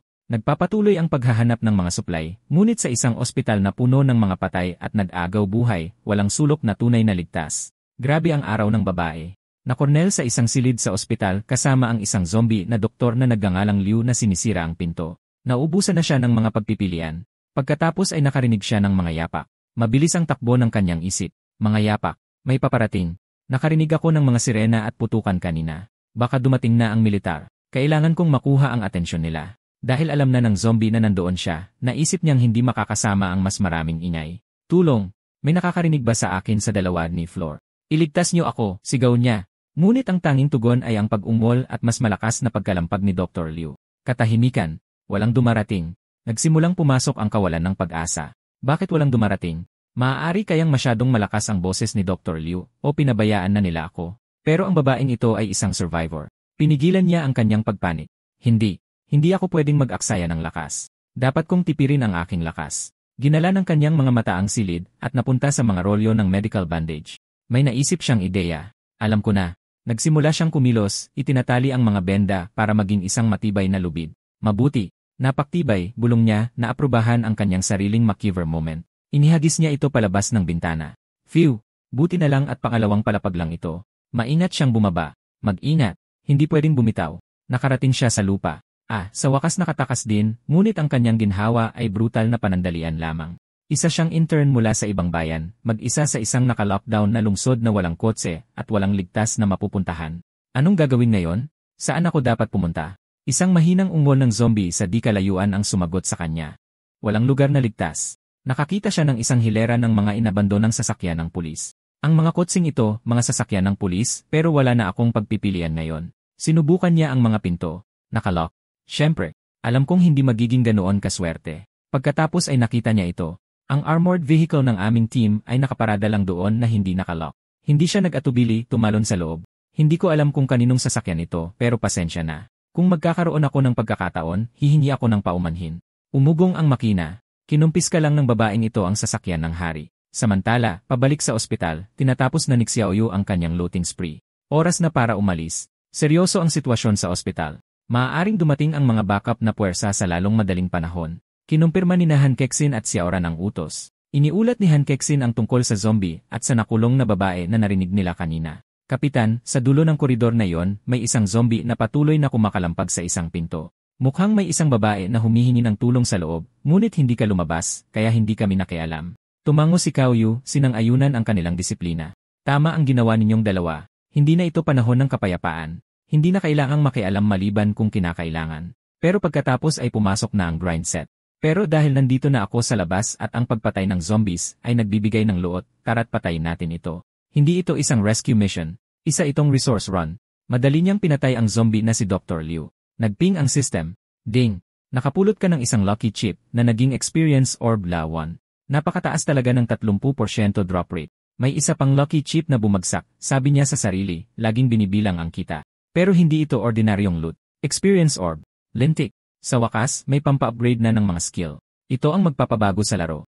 Ngayon, hinaharap niya ang pinakamalaking dilema ng isang leader. Tinignan niya ang kanyang tatlong diyosa, bawat isa ay may makapangyarihan ngunit mababang antas na skill. Si Han Kexin, Mental Charm Lay Pass 1, at si Xiaoran, Space Storage Lay Pass 1. Sino ang dapat makakuha nito? Ang hari ay may mahalagang yaman at isang kritikal na desisyong gagawin. Nag-level up na ang hirap. Ang hari ay may kritikal na desisyong gagawin. Ang napakatamis na experience orb ay parang bumubutas na sa kanyang bulsa. Ang kanyang panloob na monologo ay purong estratehiya. Tiyak na hindi ko ito magagamit sa sarili ko dahil maibabahagi ko ang skills ng mga kasama ko, pero hindi nila maibabahagi ang sa akin. Pero mahalaga ang mga prioridad. Sa kasalukuyan, nakatuon tayo sa pag-imbak ng mga supply, kaya ang pag-upgrade sa storage ni Xiaoren ang pinakaangkop. Ang lohika ay walang kapintasan. Humarap siya kay Xiaoren. Xiaoren, durugin mo itong experience orb. Ginawa niya, isang mahinang lagitik ang umalingaw sa tahimik na pasilyo. Tiningnan niya ang kanyang mga kamay na guguluhan. Walang upgrade. Isang system screen ang lumitaw. Anak rides are round skill level. Isang experience. 10 sa 100. Sinuri ni Xiaoyu ang data. Hindi. Pero tumaas ito ng 0%.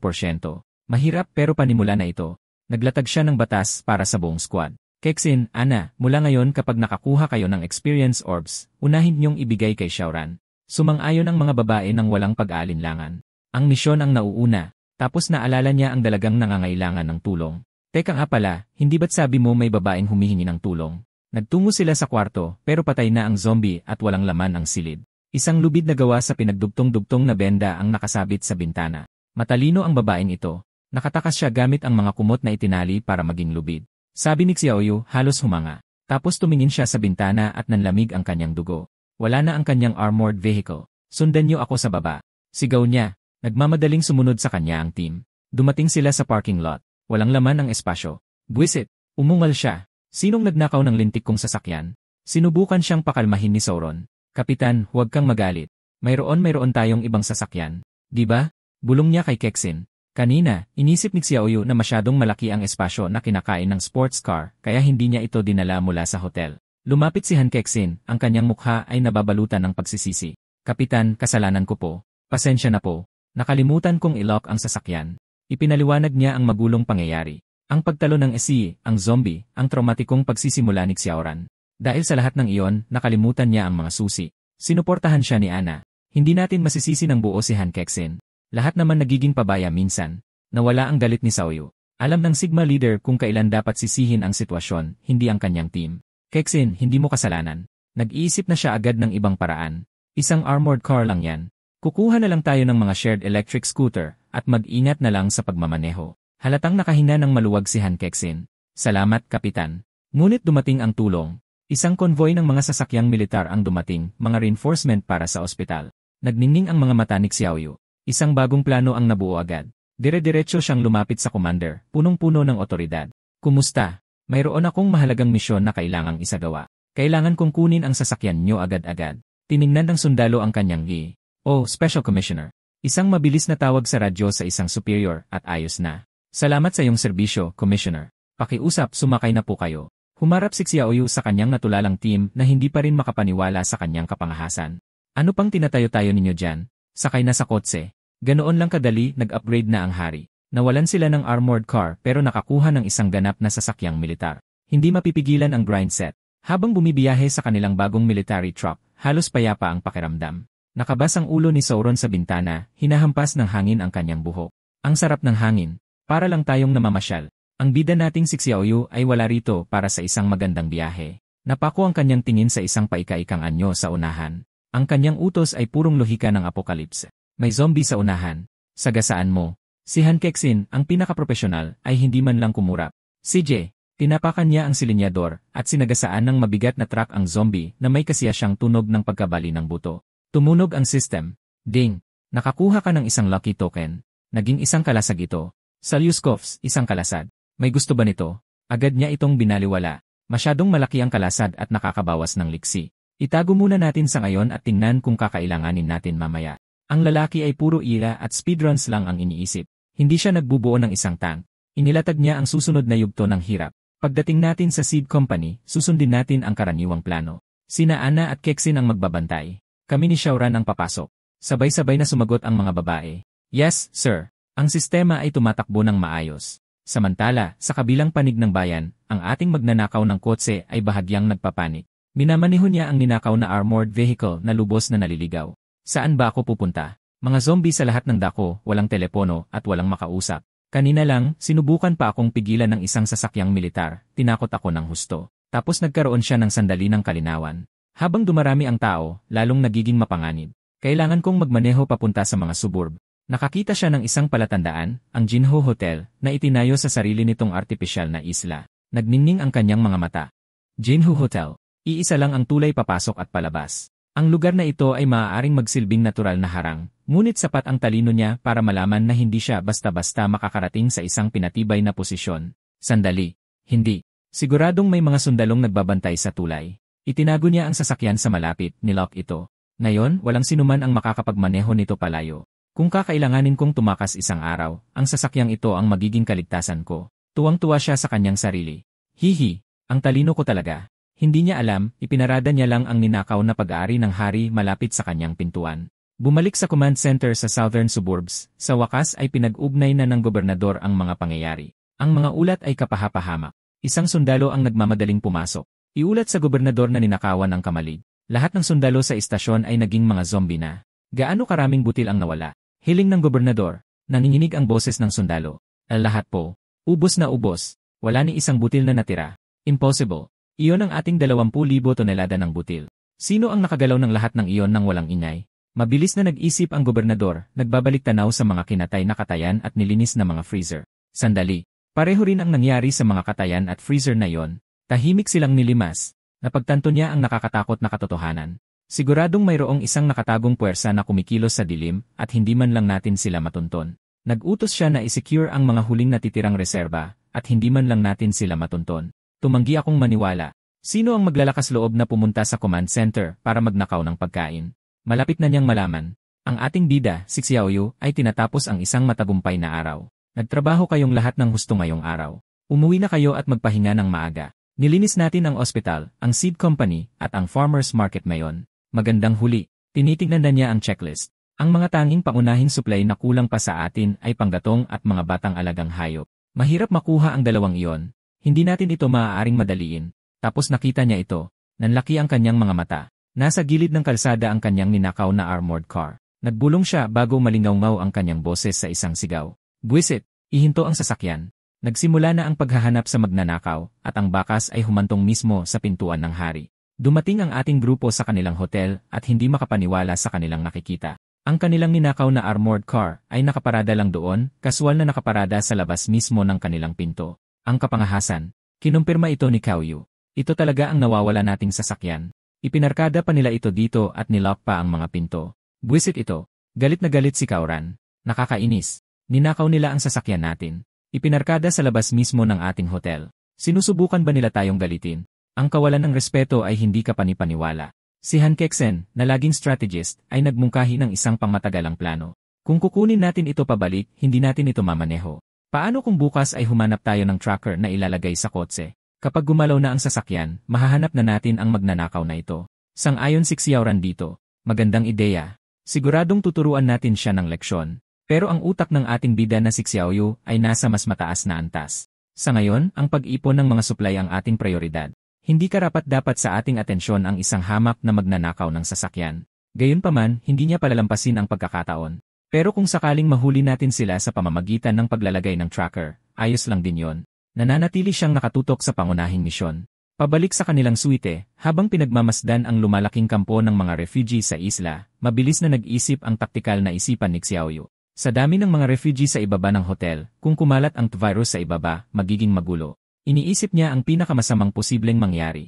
Kung mapuno ng zombies ang isla, mapapalibutan tayo sa oras na lumabas tayo. Walang tsansang makatakas. Pinal na ang kanyang konklusyon.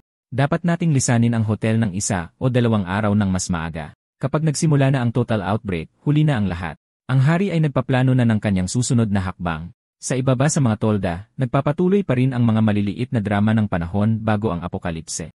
Isang babae, si Sister Chan, ay sinusubukang kumbinsihin ang isang magandang babae na nagngangalang Tingting na ialok ang sarili sa mga lalaki sa hotel. Ngunit hindi tanga si Tingting. Nakikita niya ang patibong. Gusto niya akong paalisin para masolo niya ang tolda. Diba? Alam niya na ang isang silid sa hotel na iyon ay madaling maging isang ginintuang hawla. Kahit na makakuha ako ng kwarto, makakaalis kaya ako ng buhay. Agad niyang tinapos ang usapan. Nagsimula na ang mga laro ng kaligtasan. Kinabukasan, simple lang ang misyon. Ang misyon na iyon ay ubusin ang laman ng shopping mall. Ngunit habang nasa daan, nakita ni Xiaoyu ang isang military convoy na puno ng bigas. Agad na napansin ng kanyang isipan ang hindi pagkakatugma. Teka, naubos na natin ang laman ng mga kamalig. Saan galing ang pagkain ito? Kexin, imaneho mo at harangin ang sasakyang iyon. Lumabas siya at ipinakita ang kanyang special envoy badge na may buong otoridad. Ako ang special envoy para sa krisis na ito. Tinanong niya ang sundalo. Saan galing ang mga pagkain ito? Ulat mula sa Strategic Reserve Warehouse. Isang malaking ngiting mapanila ang namuo sa isipan ni Xiaoyu. Grabe, hindi ko naisip ang tungkol sa Strategic Reserve. Ang lugar na iyon ay siguradong umaapaw sa mga yaman. Nakuha niya ang lokasyon at nalaman na ito na ang huling kargamento. Puno na ang command center. Umalis ang sundalo at ang iniisip ni Xiao Yu ay puro. Walang halong tuwa ng isang manloloob. Hindi niyo ito ililipat. Kukunin ko yan. Humarap siya kay Kexin. Hindi tayo pupunta sa mall ngayon. Barya lang ang mall. Ito ang jackpot. May malaking kayamanan na naghihintay sa atin. Kalaunan, pabalik sa hotel, ang nakuha nila ay sobrang dami. Tuwang-tuwa si Xiaoran habang inililista ito. Ano na ulit nakuha natin? Tingnan natin. Asin, gasolina, diesel, gamot, napakarami. Binigyang katwiran ni Cao Yu ang pagnanakaw gamit ang perpektong lohika ng apocalypse. Medyo nakokonsensya ako sa militar, pero ilang araw na lang ay magkakaroon na ng outbreak. Masasayang lang din naman ang mga supply na ito. Hindi ito pagnanakaw. Ito ay mahusay na pamamahagi muli ng mga yaman. Habang nagagalak sila sa kanilang tagumpay, ipinaalala sa kanya ni Han Kexin ang side quest. Kapitan, hindi ba't sabi mo maglalagay tayo ng tracker kahapon? Nag-snap ng daliri si Cao Yu, nagliwanag ang kanyang mga mata. Ay, napala. Muntik ko nang makalimutan yon. Nagsimula na muli ang paghahanap sa bastos na magnanakaw ng sasakyan. Hindi nakakalimot ang hari sa isang pagkakamali, at malapit na niyang turuan ang isang tao ng huling leksyon tungkol sa pagnanakaw mula sa maling grupo. Kaya ito ang sitwasyon. Ligtas na ang mga supply. Itinatayo pa lang ang imperyo. Pero may isang tao dyan na gumawa ng numero unong pagkakamali. Ninakawan nila ang hari. Nagpapatuloy ang pangunahing misyon, pero ngayon may personal na side quest. At maniwala kayo sa akin, naubos na ang swerte ng magnanakaw. Bumagsak man ang lungsod, pero ang grupo natin, nagsisimula pa lang. Manatiling nakatutok. At huwag kalimutang mag-subscribe para sa mas maraming ganitong content. Ako'y magpapaalam na sa araw na ito. Guys, magsaya kayo.